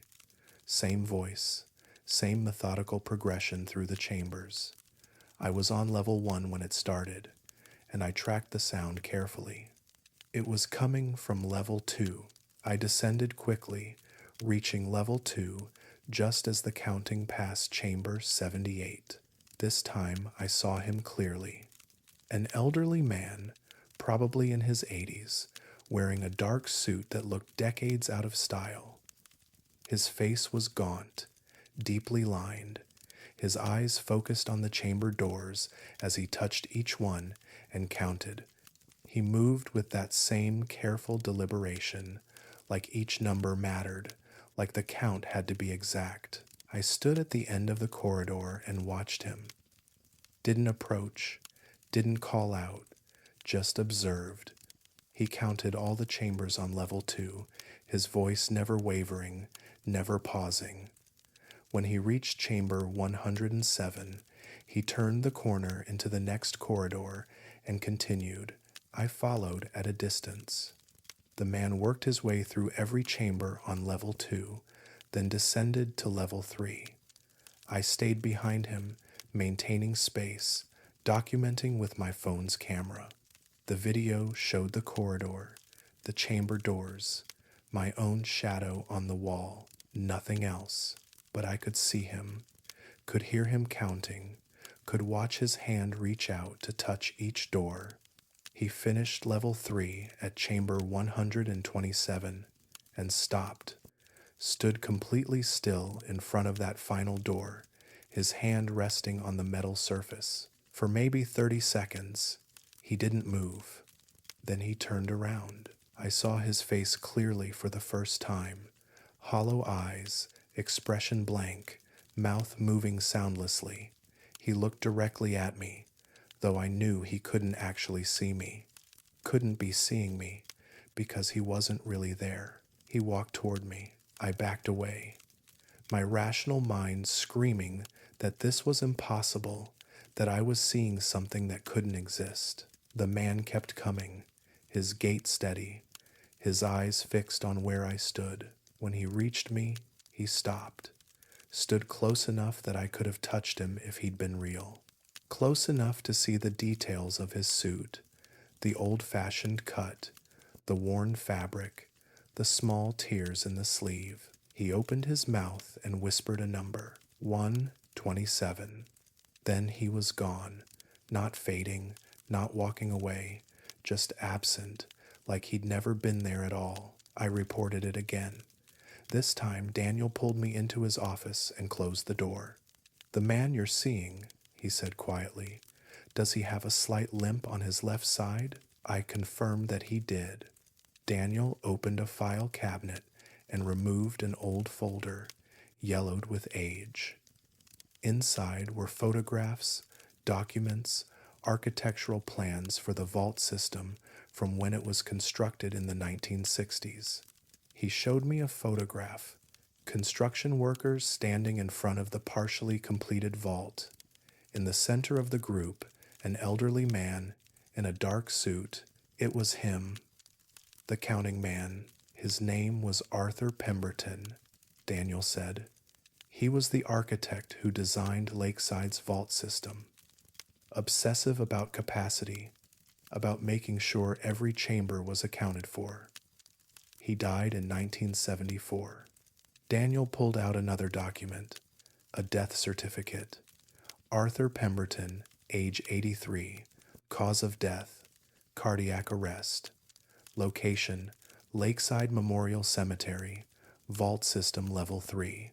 He died while inspecting the completed construction, doing a final count to ensure everything matched his specifications. He was found in front of chamber 127, Daniel said, the last chamber he'd counted before his heart gave out. I asked why he counted to 127, why he always stopped one short of the complete total. Daniel closed the file. Because he died before he could finish, and apparently he's still trying. I've seen Arthur Pemberton 17 times since that first encounter, always at 3 a.m., always counting the chambers, working his way methodically through the vault system. The pattern never changes. He starts at chamber 1, counts through all 4 levels, and stops at 127. Sometimes he appears on camera as a shadow. Sometimes he's invisible entirely, but I can always hear him, that steady voice counting through the silence. 124, 125, 126, 127. Other security guards have seen him too now. Daniel stopped trying to deny it after the 3rd independent report. We've learned to work around him, to treat his presence as part of the building's routine. Just another aspect of the graveyard shift. Last week, something changed.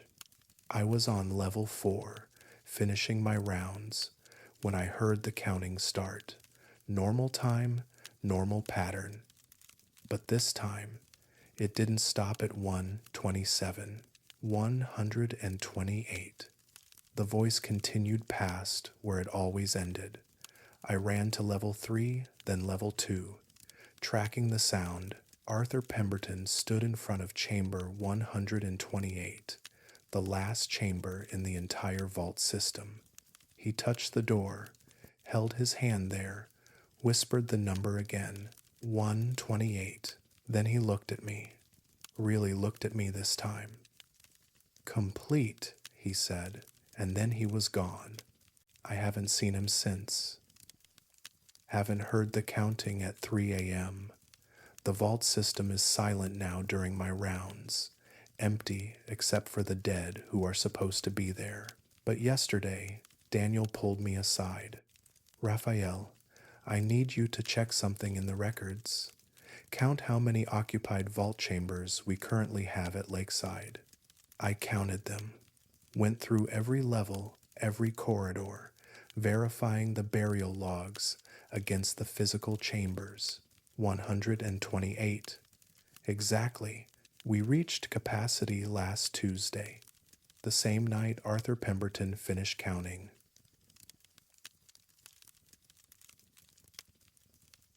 Old buildings make noise, especially underground where temperature and humidity shift constantly. My name is Alice Brennan, and I have worked as a facilities foreman at Greenwood Cemetery in Philadelphia, Pennsylvania, for 21 years. I oversee maintenance and renovation of our historic vault system, which dates back to 1893.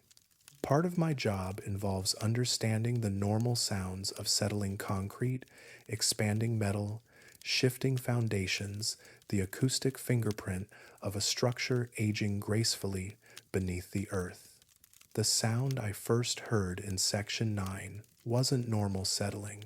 I was installing new LED lighting in the century-old vault corridor, replacing the original fixtures that had been failing for years. Good work. Necessary work. The kind of project that improves safety and preserves the building.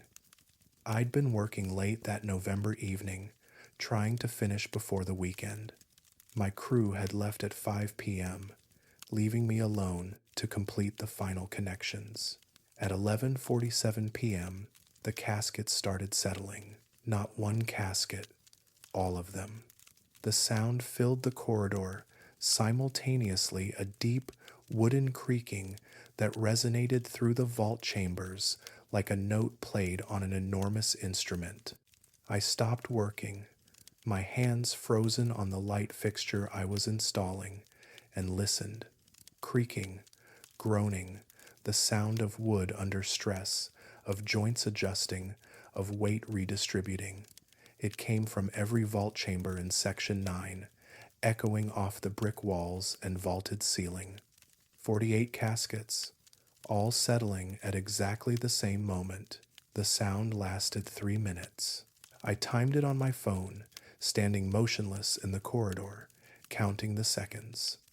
At 11:50 p.m., the creaking stopped. Silence returned, broken only by the hum of the new lights and my own breathing. I checked each chamber, opened the doors, examined the caskets visible in their vault spaces. Nothing appeared disturbed. No structural damage, no signs of movement. Everything looked exactly as it should in a well-maintained vault system.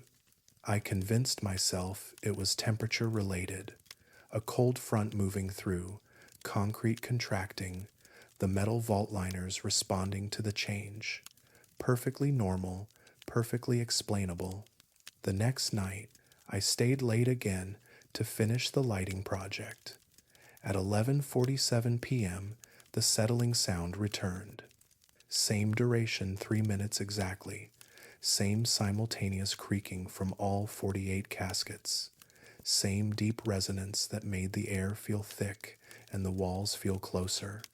I recorded it on my phone this time, capturing the audio for analysis. When I played it back later, the recording was clear. The creaking was rhythmic, pulsing, almost like breathing, but slower, much slower. Each cycle taking roughly 12 seconds, 6 seconds of increasing tension, 6 seconds of release, 4 cycles per minute, 15 cycles total during the 3-minute duration. I showed the recording to our head of operations, Thomas Wade, the next morning. He listened without interrupting, his expression thoughtful. Section 9, he said quietly. That's the oldest part of the vault system, original construction from 1893. Has it been happening every night? I'd only worked late those 2 evenings, so I couldn't confirm. Thomas asked me to stay again that night and document whether the pattern continued. It did. 11:47 p.m., 3 minutes of synchronized settling, 48 caskets creating that deep, wooden pulse through the darkness. I worked late for the next week straight, documenting each occurrence. The pattern never varied. Exactly 11:47 p.m., exactly 3 minutes. Exactly the same rhythmic creaking from every casket in Section 9. Temperature didn't matter. Humidity didn't matter. Weather conditions, barometric pressure, moon phase, I tracked everything. None of it correlated. The settling happened regardless of external factors. By the second week, I'd started feeling something else during those 3 minutes. A presence, maybe, or just the weight of knowing something impossible was happening around me. The air seemed to thicken. My breathing felt labored. The space between the walls felt compressed, like the vault was contracting inward.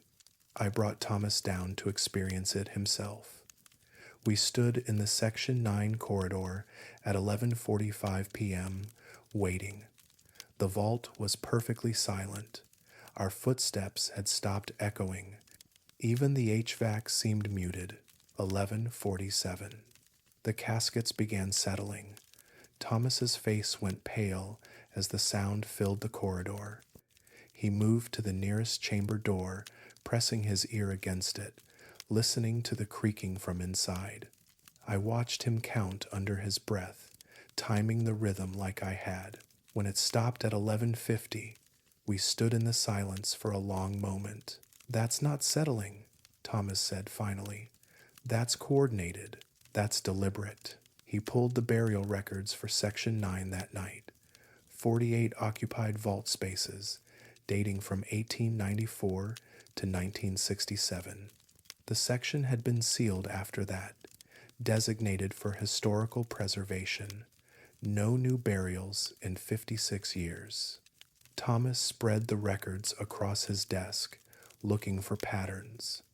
Cause of death, age, family connections, burial dates. He found nothing obvious. Just 48 people from different decades, different circumstances, different lives. Then he noticed the death times. 37 of the 48 deceased had died at night. Not unusual for a cemetery people die at all hours. But when Thomas looked closer at the specific times, a pattern emerged. 14 of them had died at 11:47 p.m. Different dates, spanning from 1893 to 1966, all at exactly 11:47.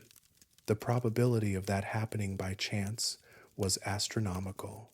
I started staying every night, documenting the settling sound, trying to understand what it meant. The rhythm never changed, the duration never varied, but I began noticing other details. The temperature in Section 9 dropped exactly 2 degrees during those 3 minutes. The humidity increased by 7%, and the lights, even the new LED fixtures I'd just installed, dimmed slightly, pulsing in sync with the creaking. One night in December, I brought a stethoscope. When the settling started at 11:47, I pressed the device against the nearest chamber door and listened. The creaking was louder through the stethoscope, more detailed. I could hear individual joints moving, wood grain flexing, something shifting inside the casket. But underneath that, there was another sound, breathing. Not the creaking itself, but beneath it, slow, deep breaths that matched the 12-second rhythm I'd been tracking. 6 seconds in, 6 seconds out. The respiration rate of someone in very deep sleep, or someone waiting. I pulled away from the door and stepped back. The settling continued around me. 48 caskets moving in unison, 48 wooden structures creaking with that same deliberate rhythm. Thomas sealed Section 9 last week, said it was for structural preservation, that the historic nature of the vault required limiting access. But I know the real reason. He'd heard what I'd heard. He'd felt what I'd felt during those 3 minutes every night. The barrier went up on a Tuesday. Steel door, electronic lock, security cameras monitoring the sealed entrance. No more access to Section 9, no more lighting projects, no more maintenance calls. I thought sealing it would stop the sound. Last night, I was working in Section 8, one corridor over from the sealed Section 9. At 11:47 p.m., I heard the settling start, muffled now, dampened by the steel door and brick walls between us, but still there, still synchronized, still pulsing with that 12-second rhythm, and it's spreading. Last night, 3 caskets in Section 8 started settling along with the ones in Section 9. Tonight, it was 7. The rhythm is the same, the duration is the same, but the number of caskets joining the synchronized settling is growing. I pulled the burial records for the Section 8 caskets that settled tonight, checked their death times. All 7 died at 11:47 p.m. I'm writing this report at 11:30 p.m., sitting in my office with the door locked. In 17 minutes, the settling will start. I'll hear it through the walls, through the floor, through the very foundation of this building. 48 caskets in Section 9, 7 caskets in Section 8, 55 total, all moving together, all breathing together, all waiting together for something I don't understand. Thomas is reviewing the death records for the entire cemetery now, cross-referencing every burial against time of death. He called me an hour ago, his voice shaking. Alice, there are 432 deceased in our records who died at 11:47 p.m., spread across all sections, all eras, some dating back to the 1800s, 432 caskets. I asked him what happens if they all start settling together. He didn't answer. It's 11:45 now. The vault is silent. The fluorescent lights hum overhead. My office feels smaller than it should. The walls closer, the ceiling lower. I can feel it building. That thickness in the air. That sense of compression. That weight of something about to happen. 11:46. I'm going to leave. Going to walk out of this building and not come back until Thomas figures out what we're dealing with. But I can't seem to make myself move. Can't seem to stand up from this desk. The lights just dimmed. It's 11:47. The settling has started. But it's not just Section 9 anymore. It's not just Section 8. I can hear it all around me now. Through the walls, through the floor, through the ceiling above my office. Every casket in Greenwood Cemetery is settling, all of them, together. And under that deep wooden creaking, under that synchronized pulse, I can hear them all breathing. 432 sleepers, inhaling in unison, waiting for something. The lights are flickering now. The walls are vibrating. And I realize what I should have understood from the beginning. They're not settling, they're waking up.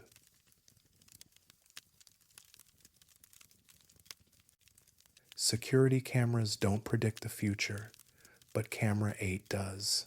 My name is Grant Mitchell, and I have worked as a technical supervisor at Woodland Memorial Park in Seattle, Washington for 13 years. I manage our security infrastructure, cameras, sensors, access controls, everything that keeps the cemetery and vault system monitored around the clock. It's technical work that requires precision and troubleshooting skills. Cameras malfunction, feeds get corrupted, equipment needs replacing, normal problems with normal solutions. Camera 8 isn't normal. The camera is mounted in the deepest section of our vault system, level 4, covering Corridor D, where we keep our oldest burials. It's a standard security camera, same model as the other 47 cameras throughout the facility. I installed it myself 6 years ago during a system upgrade. It functioned perfectly until 3 months ago. That's when it started showing me the future. I first noticed the problem during a routine footage review in late August. I was checking the previous night's recordings, verifying that all cameras had captured their scheduled time blocks. Everything looked normal until I opened the file from Camera 8. The timestamp showed 7 hours ahead of actual time. I assumed it was a clock synchronization error. Simple fix reset the camera's internal clock to match our network time server. I made the adjustment remotely and verified the timestamp corrected itself. Problem solved. Except the footage didn't match what should have been recorded. Camera 8's file showed our night security guard, Dennis Shaw, walking through Corridor D at 2:15 a.m. But according to our logs and every other camera, Dennis had conducted that round at 9:15 p.m., 7 hours earlier. I pulled up Camera 7, which covers the adjacent corridor. It showed Dennis at 9:15 p.m., exactly as logged, but Camera 8 showed him 7 hours later, walking the same route, checking the same vault chambers, doing exactly what he'd already done. I reviewed more footage. Camera 8 consistently recorded events 7 hours in the future. When I checked the feed at 10 a.m., It showed what would happen at 5 p.m.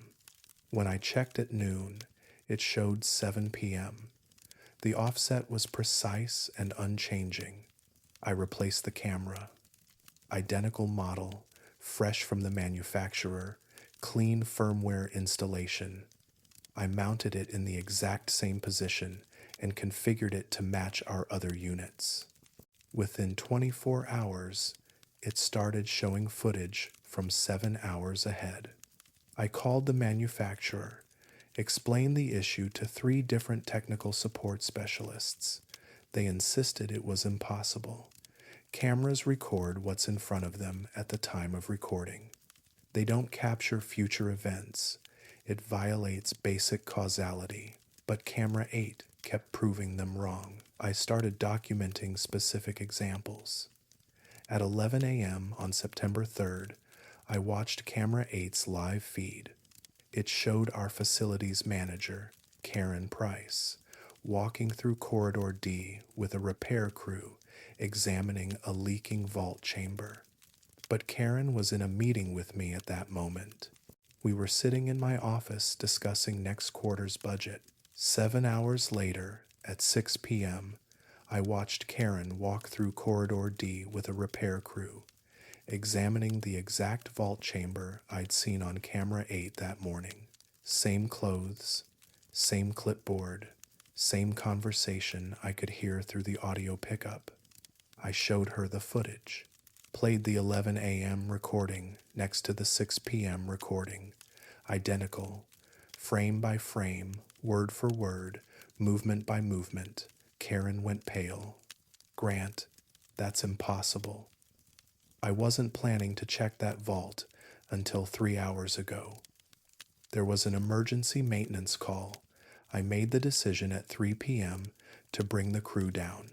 But Camera 8 had shown me at 11 a.m. I started testing it deliberately. At 1 p.m., I'd review Camera 8's feed to see what it showed for 8 p.m. Then I'd wait 7 hours and compare the actual 8 p.m. footage from our standard cameras to what Camera 8 had predicted. Perfect match every single time. The camera was recording events that hadn't happened yet with complete accuracy. I stopped telling people about it. Karen made me promise not to discuss it with anyone else on staff. The implications were too disturbing. If the camera was somehow recording the future, then what did that mean about free will, about choice, about our ability to change what we knew was coming? I tried to change the future. On September 15th, at 2 p.m., I reviewed Camera 8's feed. It showed Dennis conducting his 9 p.m. rounds through Corridor D, standard route, standard checks, nothing unusual except for one detail. In the footage, Dennis dropped his flashlight outside Vault Chamber D47. I watched him bend down, pick it up, examine it briefly, then continue his rounds. At 8 p.m., 1 hour before Dennis's scheduled round, I went down to Corridor D myself, waited outside Chamber D47. When Dennis arrived at 9 p.m., I was standing there. Dennis, be careful with your flashlight around here. The floor's uneven. He looked at me strangely, but nodded. Continued his round, moving carefully, keeping a firm grip on his flashlight. I watched from the end of the corridor. He reached Chamber D47, shined his light inside, made his standard notes. Didn't drop anything, didn't bend down, didn't fumble at all. I'd changed it. I'd prevented what Camera 8 had shown me. I went back to my office and pulled up the 2 p.m. footage again.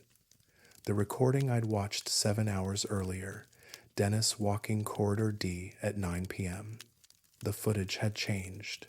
It no longer showed Dennis dropping his flashlight.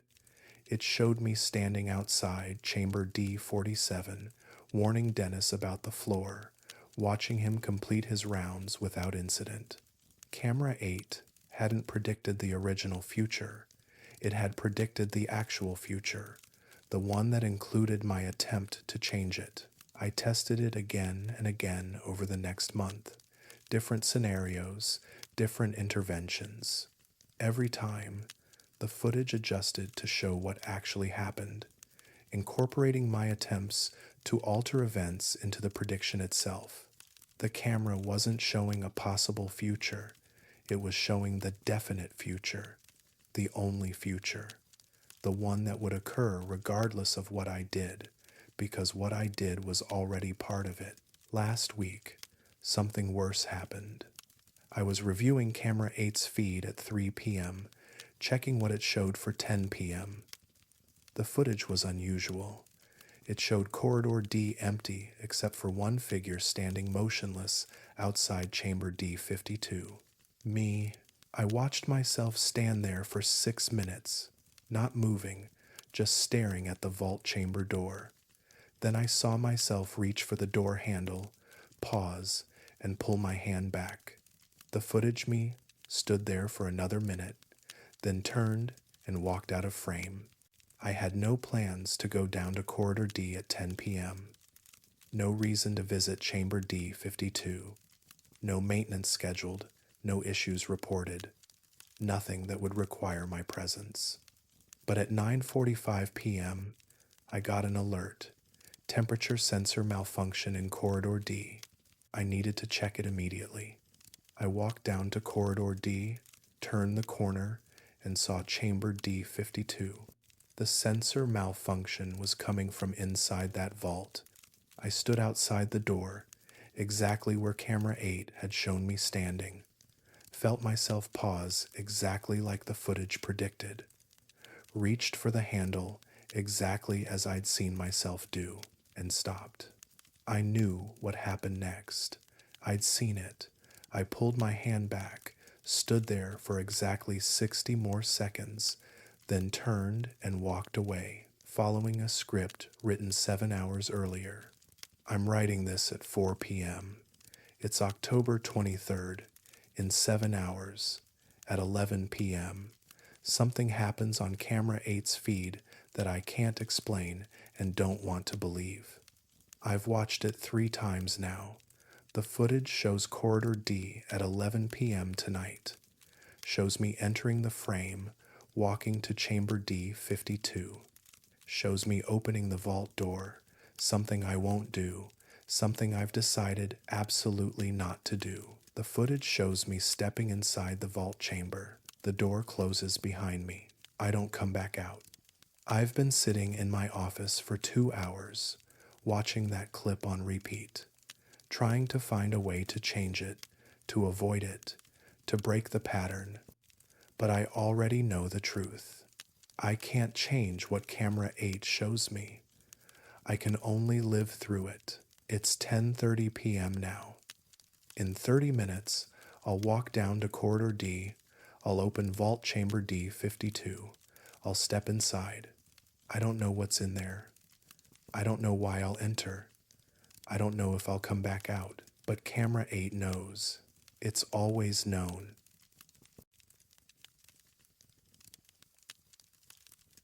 Some families visit their dead regularly, but I'd never seen someone visit the wrong grave. My name is Director Rajesh Patel, and I have worked at Riverside Memorial Gardens in Austin, Texas for 18 years. As cemetery director, I oversee all operations, including family services, which means I'm familiar with our regular visitors, people who come weekly, monthly, on anniversaries and birthdays. I recognize their patterns, their grief, their rituals. It's part of respecting the mourning process. The woman visiting Vault Chamber 23B didn't fit any pattern I understood. I first noticed her on our security footage in early September. She appeared at dawn on a Tuesday, walking through the underground vault system with the confidence of someone who'd been there many times before. She carried a small bouquet of white roses, moved directly to Chamber 23B, and stood outside the vault door for approximately 15 minutes. She didn't cry, didn't speak, just stood there with her flowers, then placed them on the floor outside the chamber door and left. I checked our visitor logs. No sign in for that morning. Our vault system is supposed to be locked from midnight to 7 a.m., accessible only with staff keycards. But the security footage clearly showed her entering through the main vault entrance at 6:04 a.m. The door simply opened for her. The next Tuesday, she returned. Same time, same route, same chamber. White roses again. 15 minutes of standing in silence. Flowers placed outside the door. I started watching for her. Reviewing footage every Tuesday morning, documenting her visits. She came without fail. Every Tuesday at dawn for 6 consecutive weeks. Always alone, always with white roses, always chamber 23B. In October, I decided to approach her. I arrived at the vault at 6 a.m. on a Tuesday, waiting in my office near the entrance. When she entered at 6:04, I stepped into the corridor. "Excuse me, ma'am. Can I help you?" She looked startled, but not frightened. A woman in her mid-50s, well-dressed, carrying that week's bouquet of white roses. Her expression shifted from surprise to something like resignation. "I'm just visiting my daughter," she said quietly. I introduced myself, explained that I was the cemetery director, asked which chamber her daughter was in so I could ensure her visits were properly accommodated. 23B, she said, gesturing down the corridor. I come every Tuesday. I knew chamber 23B. Knew it very well, actually, because I'd personally handled the burial arrangements. The vault contained Lawrence Hendricks, a 91-year-old man who died of natural causes 8 months earlier, retired accountant, widower, no children. I told her gently that there must be some confusion. Chamber 23B held a male deceased, elderly, no family connections to anyone named. I paused, realizing I didn't know her name. "Sarah," she said. "Sarah Hendricks, and my daughter is Emily. She's been here since March. Hendricks. Same last name as the man in chamber 23B. I asked her to come to my office, pulled up the burial records on my computer, showed her the details. Lawrence Hendricks, interred March 15th. Single occupancy vault chamber. No other burials scheduled or completed in 23B. Sarah studied the screen, her face pale. "That's my father-in-law," she said. "Larry. He died in March. But Emily." She trailed off, looking confused. "Emily died in March too. Same week. They were in a car accident together. I buried them both. I checked our records carefully. Only one Hendricks burial in March. Only Lawrence. No Emily Hendricks. No other Hendricks family members at all." I asked Sarah where she thought she'd buried her daughter. She described the funeral, clearly the service, the vault chamber, standing exactly where she'd been standing every Tuesday morning, chamber 23B. But Emily Hendricks didn't exist in our records. I suggested we verify the vault chamber together. Sarah agreed, though her hands were shaking. We walked down to corridor 23, stood outside chamber B. "This is where we held her service," Sarah said. "Right here. I remember standing in this exact spot, looking at her casket through the window. She was wearing her blue dress." I unlocked the chamber and opened the door. The vault window showed Lawrence Hendricks's casket, bronze finish, closed and sealed, exactly as it should be. Sarah stepped closer, peered through the window, and gasped, "That's not right. That's not her casket. Where is she?" I didn't know how to explain that her daughter had never been buried here. never been in our system at all. Instead, I asked if she had documentation, death certificate, burial contract, anything that would show Emily's interment. She pulled out her phone, scrolling through photos, found what she was looking for, and showed me. It was a photograph of a funeral service in our vault. I recognized Chamber 23B in the background. A casket sat in the center of the chamber, surrounded by flowers. The casket was white, smaller than Lawrence Hendricks's bronze one, a child's casket. Emily was 9, Sarah whispered, staring at the photo. She loved white roses. I bring them every week. I asked when this photo was taken. She checked the date stamp. March 17th, 2023, 7 months ago. I examined the photo more carefully. The chamber in the background was definitely 23B.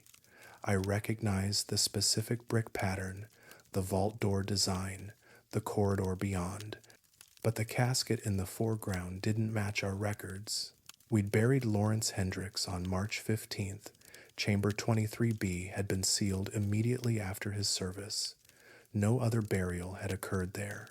Yet Sarah had a photograph of a different funeral in that same chamber 2 days later.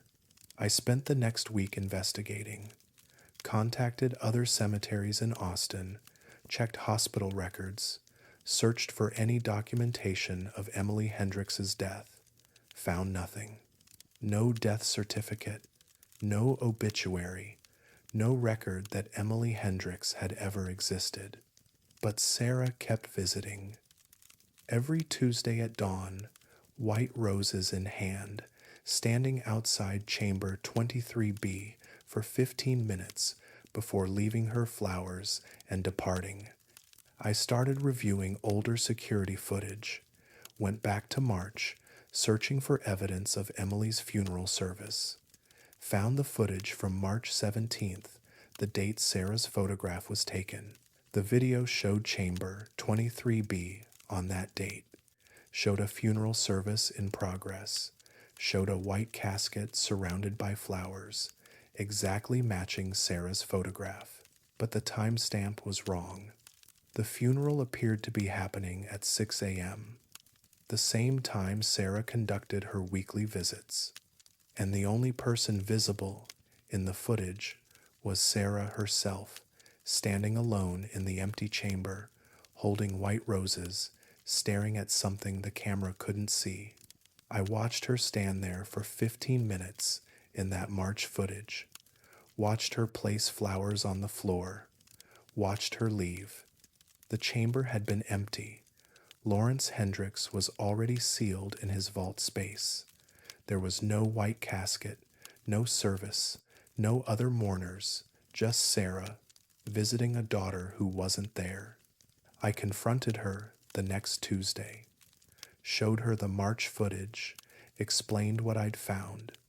She watched the video silently, tears streaming down her face. "I don't understand," she said. "I remember the funeral. I remember planning it, choosing her casket, arranging the flowers. I remember standing here with my husband, with Larry, saying goodbye to our Emily." Larry. Lawrence Hendricks. I pulled up Lawrence's burial records again. Read through them carefully. No mention of a wife named Sarah. No mention of a granddaughter named Emily. He'd been listed as a widower with no surviving family. But in the personal effects inventory, there was one item that made me stop. A photograph found in Lawrence's wallet. Description: elderly man with young girl, approximately age 9, both smiling. Written on back: Larry and Emily, March 2023. The photograph had been buried with him. I asked Sarah if she had any photos of her father-in-law with her daughter. She nodded, pulled out her phone again, showed me dozens of pictures. Lawrence and Emily at the park. Lawrence and Emily baking cookies. Lawrence and Emily reading together. The last photo was dated March 13th, 2023, 2 days before Lawrence died. They were together that day, Sarah said softly. In the car. The accident killed them both instantly. We buried Larry first, then Emily 2 days later. I remember it clearly. But our records showed only one death, only one burial, only Lawrence Hendricks in Chamber 23B. I checked hospital records one more time, found the accident report from March 13th. Single vehicle collision, one fatality, Lawrence Hendricks, age 91, no other casualties listed. No, Emily. Sarah visits every Tuesday. I've stopped trying to convince her that her daughter isn't there. Stopped showing her the records that say Emily never existed. She needs to mourn. And who am I to say what's real for her? But last Tuesday, something changed. I was reviewing the security footage from her 6 a.m. visit, watched her walk to Chamber 23B, stand in her usual spot, hold her white roses. Then I saw something move in the corridor behind her. A small figure, child-sized, walking toward Chamber 23B from the opposite direction. The figure approached Sarah from behind, stood next to her for a moment, then reached up and touched her hand. Sarah didn't react, didn't seem to notice. The small figure turned and looked directly at the camera. A girl, approximately 9 years old, wearing a blue dress. She smiled at the camera, then faded from view. Sarah placed her white roses on the floor and left, just like always. I enhanced the footage, reviewed it frame by frame. The girl appeared for exactly 15 seconds, long enough for me to see her face clearly, long enough to recognize her from the photographs in Sarah's phone. Emily Hendricks, visiting Chamber 23B, where her grandfather rests, where she rests too, somehow, in a burial that never officially happened. Sarah came yesterday, Tuesday morning, 6 a.m., white roses in hand. This time, there were 2 bouquets waiting outside Chamber 23B when she arrived. One from her, and one already there. Small white roses, tied with a blue ribbon, fresh.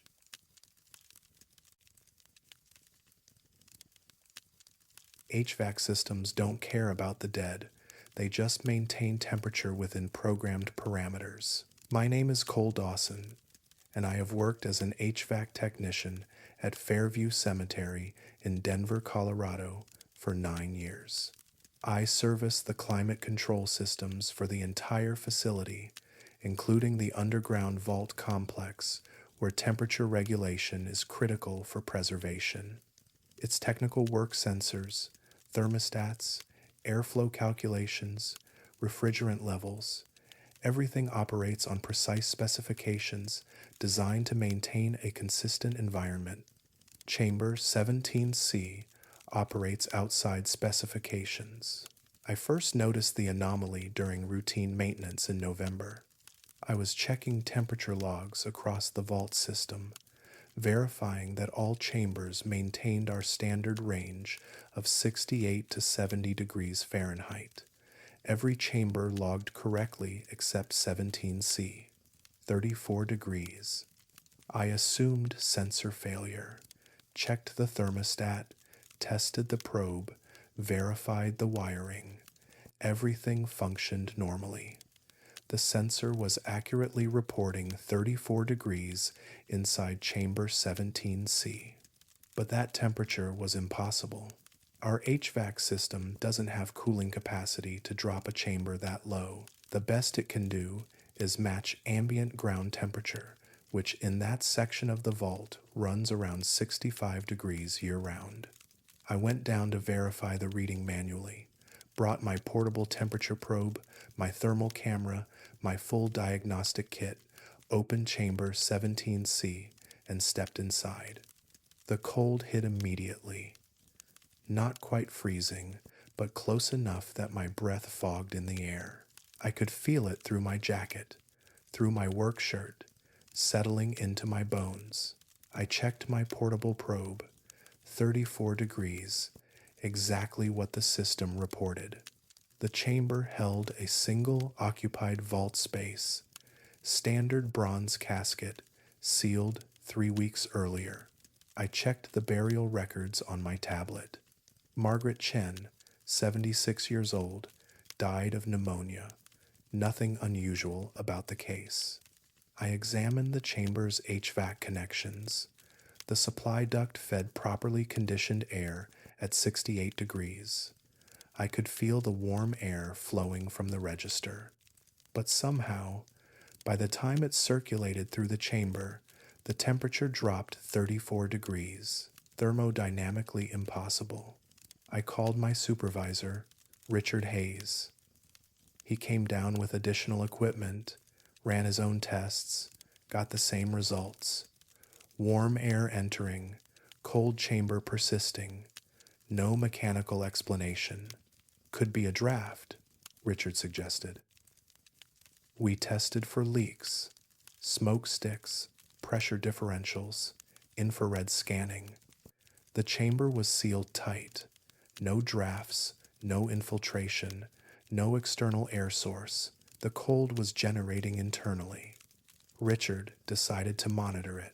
We installed additional temperature sensors throughout Chamber 17C, placed data loggers to track changes over time, set up alerts if the temperature varied by more than 2 degrees. The temperature never varied.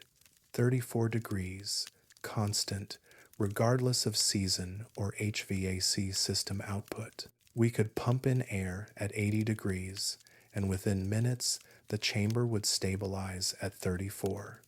In December, I brought my thermal imaging camera down for a comprehensive scan. Thermal imaging shows heat signatures, cold spots, temperature gradients across surfaces. It's useful for finding leaks, identifying insulation problems, spotting areas where climate control fails. I scanned Chamber 17C wall by wall, floor to ceiling. The thermal image showed exactly what I expected: cold, 34 degrees throughout, blue on the thermal display, indicating well below ambient temperature. Then I scanned the casket. The thermal image showed a heat signature, not the casket itself, that was cold, matching the chamber temperature. But inside the casket, there was warmth. A distinct thermal pattern, roughly human-shaped, registering approximately 98 degrees, body temperature. I stared at the thermal display, certain I was misinterpreting the data. Dead bodies don't maintain temperature. They cool to ambient within hours of death. Margaret Chen had been dead for 3 weeks, sealed in a refrigerated chamber. She should be cold. The thermal image showed her warm. I took photographs of the thermal display, documented the temperature differential. The casket exterior read 34 degrees. The casket interior read 98 degrees. A 64-degree difference across a sealed bronze container. Richard reviewed the images and went pale. "That's not possible," he said quietly. "Heat doesn't generate spontaneously. Something has to be producing it." We discussed opening the casket, verifying the thermal reading directly, but neither of us wanted to explain to Margaret Chen's family why we needed to disturb her rest based on temperature anomalies we couldn't explain. Instead, we increased monitoring, added more sensors, higher resolution thermal imaging, continuous data logging. The pattern remained consistent. Chamber temperature, 34 degrees. Internal casket temperature, 98 degrees. The heat signature inside the casket wasn't static. It moved. I discovered this in January during a routine thermal scan. The human-shaped warm area had shifted position slightly. Not dramatically, maybe 6 inches from where it had been during my November scan, but definitely different.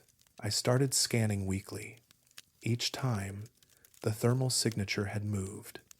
Sometimes the position changed by an inch or two. Sometimes it shifted from lying flat to what looked like a sitting position. Sometimes the heat pattern concentrated in different areas, more warmth in the upper body one week, more in the lower body the next. Movement requires energy. Energy produces heat. Something inside that casket was moving and generating the warmth I was detecting. In February, the chamber temperature started fluctuating, not the steady 34 degrees we'd been tracking for months. Now it would drop to 32 for a few hours, rise to 36, drop again to 30, settle back to 34. The fluctuations corresponded to the heat signature's position. When the thermal image showed the signature in what looked like a standing position, the chamber temperature dropped to 30 degrees. When it showed the signature lying down, the temperature rose to 36, like something was moving inside the casket, expending energy, cooling the room when active and allowing it to warm slightly when at rest. I showed Richard my documentation, 3 months of thermal scans, temperature logs, pattern analysis. He studied it silently, then closed the file. "We need to open it," he said. We contacted the cemetery director, explained the situation in clinical terms: temperature anomaly, possible casket defect, need to verify preservation status. We didn't mention the movement, the heat signature, the impossibility of what we were documenting. The director approved the inspection. We scheduled it for a Tuesday in late February, bringing in the cemetery's licensed funeral director to supervise the opening and resealing. I arrived early that morning with my thermal camera, conducted one final scan before we opened the casket. The heat signature was in a sitting position. We opened chamber 17C at 10 a.m. The funeral director, Martha Voss, led the procedure. She unsealed the casket while Richard and I documented everything with cameras and temperature probes. The casket interior was 34 degrees. My thermal camera had been wrong. No heat signature, no warmth, no impossible temperature differential. Margaret Chen lay exactly as she'd been positioned 3 months earlier. Hands folded, dressed in her burial clothes, preserved perfectly by the cold chamber. No signs of movement, no disturbance, nothing unusual. Martha inspected the body carefully. No decomposition, no changes, no evidence of anything abnormal. We resealed the casket. Martha signed off on the inspection. The chamber was locked again at 11 a.m. I conducted a thermal scan at noon. The heat signature was back, 98 degrees, human-shaped, in the exact sitting position I documented before we opened the casket. But for that 1 hour while the casket was open, while we could actually see inside, the signature had vanished, like it was hiding. I've stopped trying to explain it to Richard, stopped documenting it officially. But I still scan chamber 17C every week, tracking the heat signature's movements, monitoring the temperature fluctuations. Last week, the thermal image showed something new. The signature wasn't alone anymore. There was a second heat source in the casket, smaller, positioned next to the first, both registering 98 degrees, both moving independently. I checked the burial records again. Margaret Chen was buried alone. But the thermal camera shows 2 figures now, both warm, both moving. And yesterday, when I conducted my weekly scan, I noticed the chamber temperature had dropped again, 28 degrees. Cold enough that the moisture in the air is starting to crystallize on the chamber walls, cold enough that ice is forming on the floor outside the vault door. And on my thermal display, I can see why. The heat signatures aren't in the casket anymore. They're standing next to it. One adult-sized, one child-sized, both facing the chamber door from the inside, both waiting.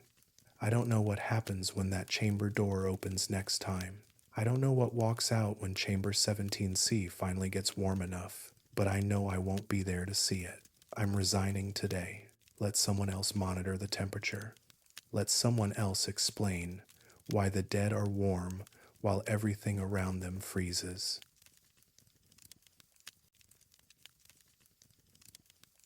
A proper casket seal should last decades, but the Thursday burials never do. My name is Simone Reeves, and I have worked as a vault keeper at Magnolia Cemetery in Charleston, South Carolina for 15 years.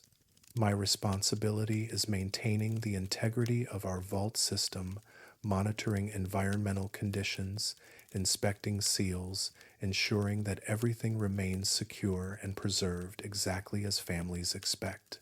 Casket sealing is critical to this process. Once sealed, a casket should remain closed indefinitely unless legally required to open it. The Thursday seals break within 30 days. I discovered the pattern accidentally in June while conducting quarterly inspections. I was checking vault chambers in Section G, verifying seal integrity on caskets that had been interred within the past 6 months. Most were perfect wax seals intact, gaskets holding, no signs of pressure or tampering. But chamber G17 showed a broken seal. The wax had cracked and separated from the casket lid, and when I examined it more closely, I could see the gap between the lid and base. Maybe a 1/4 inch of space where the seal had failed. I checked the burial date. Thursday, May 12th, 31 days earlier. Seal failure happens occasionally. Manufacturing defects, improper installation, environmental factors. I documented it and moved on to the next chamber. Chamber G23. Broken seal. Burial date. Thursday, May 19th, 24 days earlier. Chamber G31. Broken seal. Thursday, April 28th, 45 days earlier. I expanded my inspection to the entire Section G. Found 8 caskets with broken seals. All of them had been interred on Thursdays. All of them had failed within 30 days of burial. I pulled records for the entire cemetery, searched for patterns in seal failures across all sections, all years. The data was clear and disturbing. Every casket sealed and interred on a Thursday developed seal failure within 30 days. Every single one, no exceptions across 15 years of records. Caskets interred Monday through Wednesday and Friday through Sunday showed normal seal integrity, expected failure rate of less than 1%, but Thursday burials showed 100% seal failure within a month. I reported it to the cemetery director, Michael Foster. He reviewed my documentation with the kind of careful attention that meant he didn't want to believe what he was reading. "This has to be a coincidence," he said, "or a supplier issue. Maybe the caskets we receive on Wednesdays are defective and we bury them on Thursdays." We traced the suppliers, different manufacturers, different materials, different installation techniques. No common factor except the burial day. Michael ordered comprehensive testing. We had engineers examine the failed seals, looking for manufacturing defects, installation errors, environmental causes. They found nothing wrong with the seals themselves, but they found something else. The wax showed stress patterns consistent with internal pressure, not external force, not environmental degradation. Pressure from inside the caskets, strong enough to crack the seals and create those quarter-inch gaps, like something inside was pushing against the lid. I started monitoring Thursday burials specifically, documented the exact day and time of each seal, tracked the environmental conditions, inspected them weekly to identify when the failure occurred. The pattern was precise. Every Thursday burial, regardless of time of day or specific date, developed seal failure between days 28 and 32 post-interment. The median was exactly 30 days. 1 month after burial, something inside the Thursday caskets created enough pressure to break the seal. In August, I witnessed the actual moment of failure. I was conducting a routine inspection in chamber H12, checking a casket that had been sealed on Thursday, July 7th, day 29. The seal was still intact when I started my examination, wax uncracked, gasket tight. I was documenting the seal status when I heard a sound, creaking, wood under stress, coming from inside the casket. I stepped back, watching. The creaking intensified. The casket lid flexed slightly, bowing outward in the center. The wax seal began to crack. Then, with a sound like a sharp breath, the seal broke. The wax fractured in 3 places, the gasket separated, and the lid settled back down with that quarter-inch gap I'd seen in every other Thursday failure. The creaking stopped. I approached the casket carefully. The gap was too small to see inside, but I could feel air moving through it. Warm air, flowing out from the casket interior into the cooler vault chamber, like something had exhaled.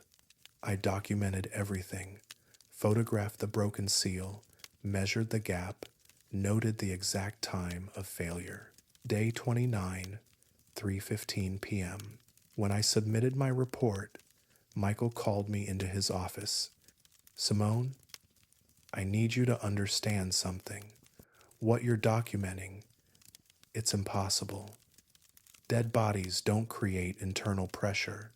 They don't break seals from inside. They don't breathe." I showed him the photographs, the time-lapse video I'd captured of the seal breaking, the temperature differential I'd measured. The air coming from inside the casket was 98 degrees, body temperature. Michael authorized opening one of the failed caskets. We chose chamber H4, sealed Thursday, June 2nd, seal broken July 2nd, 30 days exactly. The funeral director, Patricia Moore, supervised the opening. Standard procedure, full documentation, everything by protocol. We opened chamber H4 at 10 a.m. on August 15th. The casket was a standard steel model, bronze finish. When Patricia broke the remaining seal and lifted the lid, we found exactly what we expected. An elderly man, properly prepared and dressed, hands folded, preserved normally. No signs of movement, no disturbance, no evidence of anything that could have created internal pressure. But there was something unexpected. The interior satin lining had a tear, a small one, maybe 2 inches long, near where the deceased's right hand rested. The edges of the tear looked fresh, not degraded or aged. Patricia examined the deceased's hands. The right hand had a small cut on the index finger. Fresh. The surrounding skin showed faint bruising, like he'd cut himself on something recently. Patricia resealed the casket without comment. We locked chamber H4 and returned to Michael's office. "That cut wasn't there when I prepared him," Patricia said quietly. "I would have noticed. I document everything." She pulled up her preparation notes. No mention of any cuts or injuries on the right hand. Photographs from the preparation showed intact skin, no visible damage. But now there was a cut, and a torn lining inside the casket, and a broken seal from internal pressure. I stopped reporting the Thursday seal failures. Michael made it clear he didn't want additional documentation unless I found a mechanical explanation. The pattern continued every Thursday burial. Seal broken within 30 days, but I kept the observations to myself until last week. I was filing routine maintenance reports when I found something odd in my own documentation. A preparation checklist from 3 years ago, filled out in my handwriting for a burial I didn't remember. The deceased was listed as Simone Reeves. My name, burial date, Thursday, October 19th. 3 years from now, 3 years in the future. Vault location, Chamber J22. I checked Chamber J22. It was empty, reserved but not yet occupied. According to our records, it wasn't scheduled for any upcoming burials. But according to this checklist in my own handwriting, I would be buried there on a Thursday 3 years from now. I showed the document to Michael. He examined it carefully, checked the paper, the ink, the filing location. It was legitimate cemetery documentation, properly formatted, correctly filed. Dated 3 years in the future. This is a prank, Michael said, but his voice lacked conviction. I went home and tried to forget about it, tried to dismiss it as a filing error, a mistake, something explainable. But this morning, I received a package at my home address. No return address, no postage, just sitting on my doorstep. Inside was a photograph. It showed Chamber J22. A casket sat in the vault space, bronze finish, sealed and positioned. Someone had written on the back of the photograph, Thursday, October 19, day 30. Below that, in my own handwriting, the seal is already broken. I checked the calendar. October 19th, 3 years from now, is a Thursday. I've been having dreams lately, strange dreams where I'm lying in darkness, trying to breathe, feeling something pressing down on me. In the dreams, I'm counting days, 28, 29, 30. On day 30, I start pushing. I don't know what happens to people buried on Thursdays. Don't know why their seals break exactly 1 month later. Don't know what creates the pressure, what causes the tears, what makes the impossible possible. But I know I have 3 years to find out. 3 years until Thursday, October 19th. 3 years until I'm sealed in Chamber J22. 3 years to understand what happens on day 30, when the seal breaks and whatever's inside starts pushing to get out.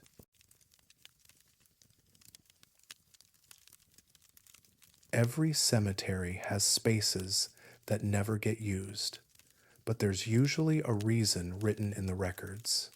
My name is Miguel Torres, and I have worked as a groundskeeper at Rosewood Memorial Park in New Orleans, Louisiana, for 27 years. I maintain the grounds, tend the landscape, and manage the physical infrastructure, including our historic vault system built in the 1920s. I know every section, every corridor, every chamber.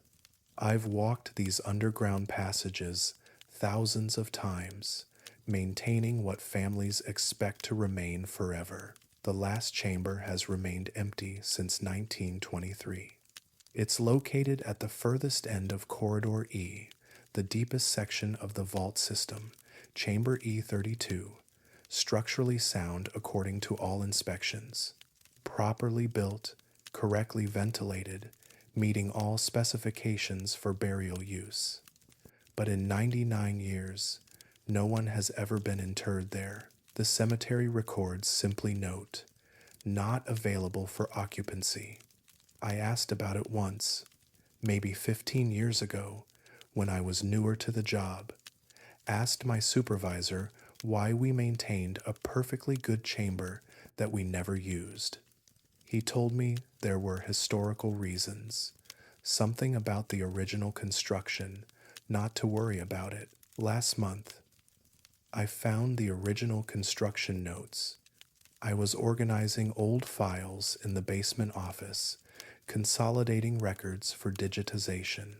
Most of it was routine documentation, burial logs, maintenance schedules, supplier invoices from decades past. But buried in a box marked 1923 construction, I found the foreman's daily reports. The vault system expansion was completed in November 1923. Corridor E was the last section built, extending the vaults deeper into the hillside. Chamber E32 was the final chamber, the furthest point from the entrance. According to the foreman's notes, construction proceeded normally until October 28, 1923. That morning, the crew arrived to finish Chamber E32. They'd completed the walls, ceiling, and floor, just needed to install the vault door, seal the rear wall, and complete the finishing work. The foreman's entry for October 28th was brief. Work stopped on E32. Crew refuses to continue. Recommend leaving chamber incomplete. The next entry, October 29th, discussed E32 situation with Mr. Ashford, cemetery owner. Crew will not return to that chamber under any circumstances. Ashford agreed to seal entrance and mark unavailable. Project completed, except E32. No explanation, no details about what happened, just the crew's refusal and the owner's decision to leave it unfinished. I kept reading through subsequent reports. November entries documented the official completion of the vault system, with a note that Chamber E32 remained unsealed due to structural concerns.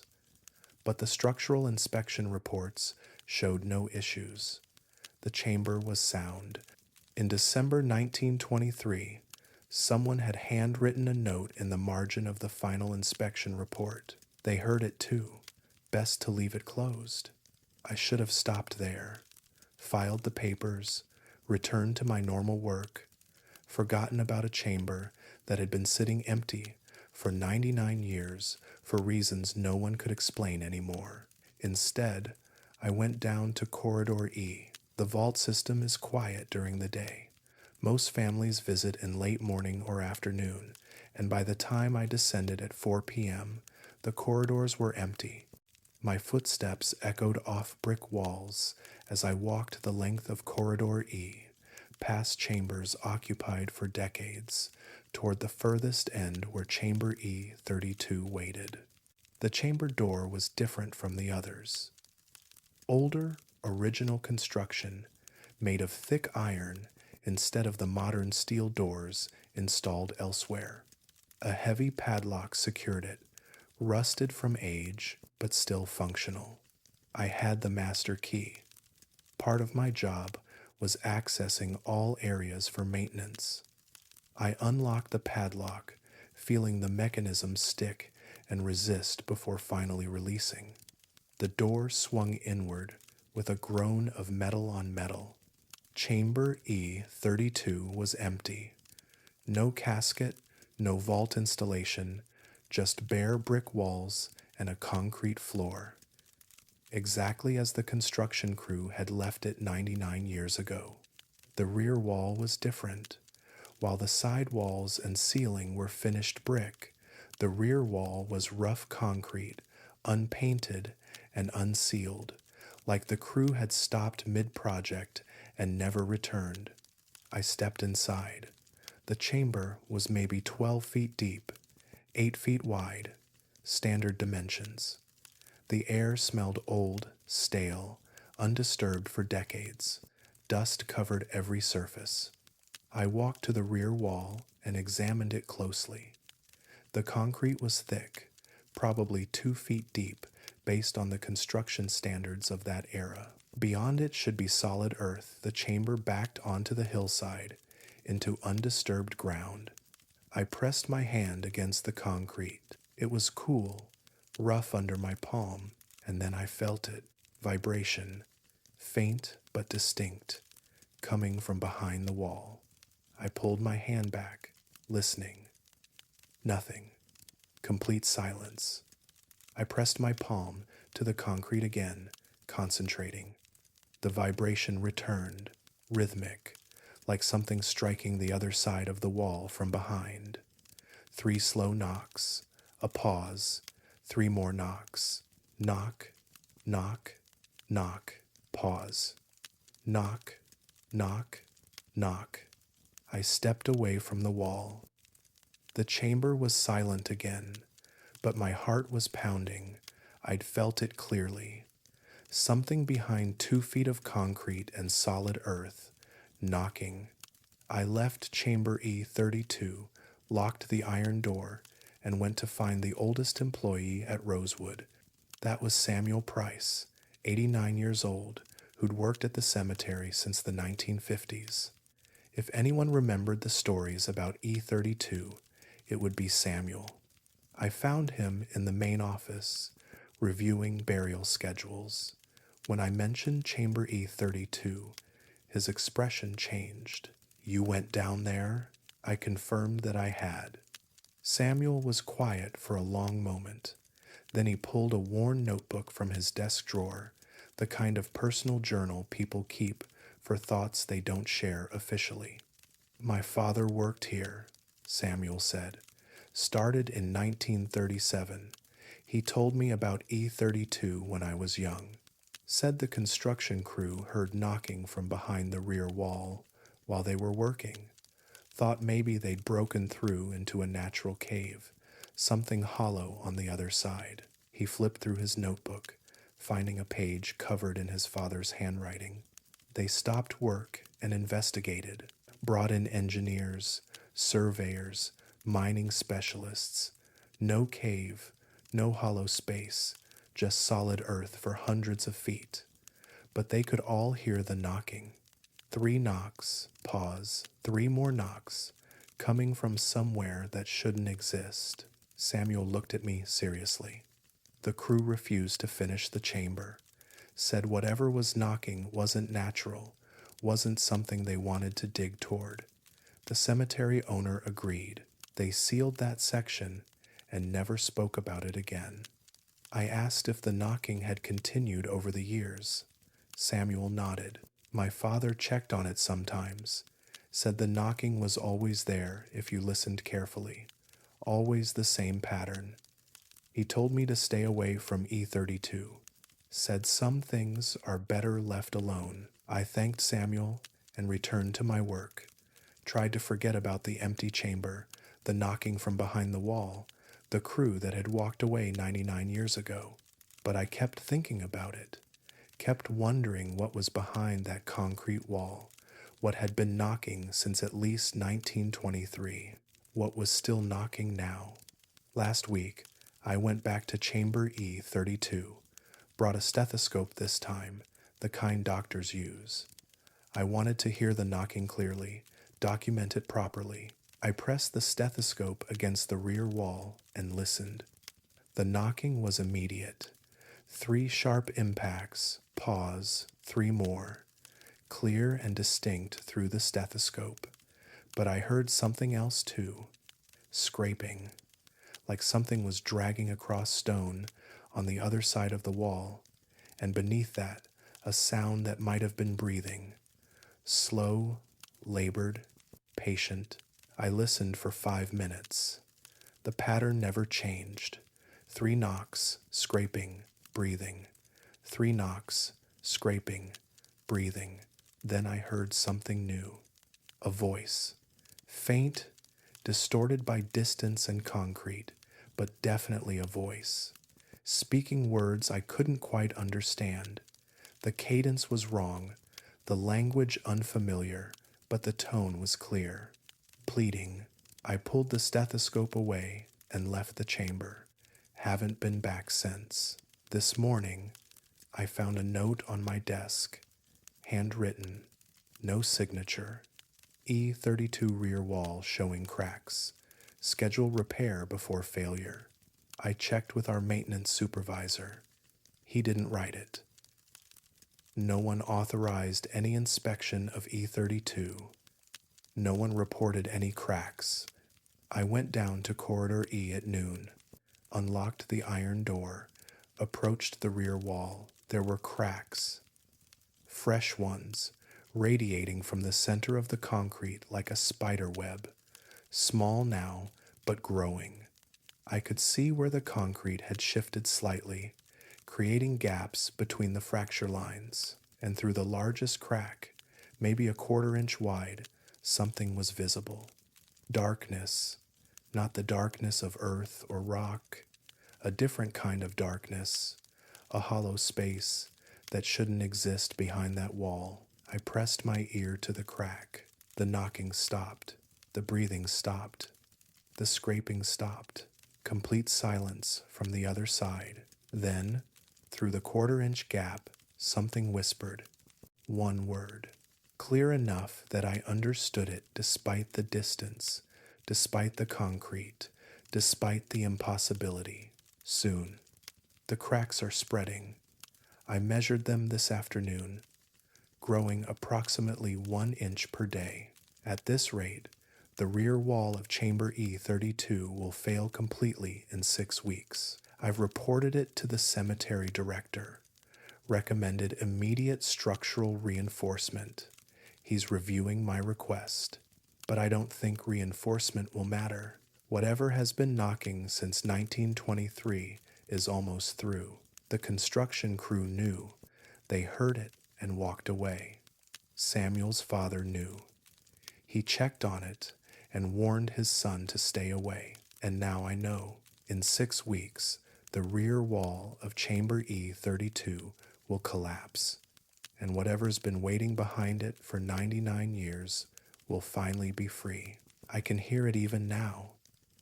As I write this, down in the vault system, through the floors and walls of the building above, 3 knocks. Pause. 3 knocks. Closer than before. Louder than before. Soon.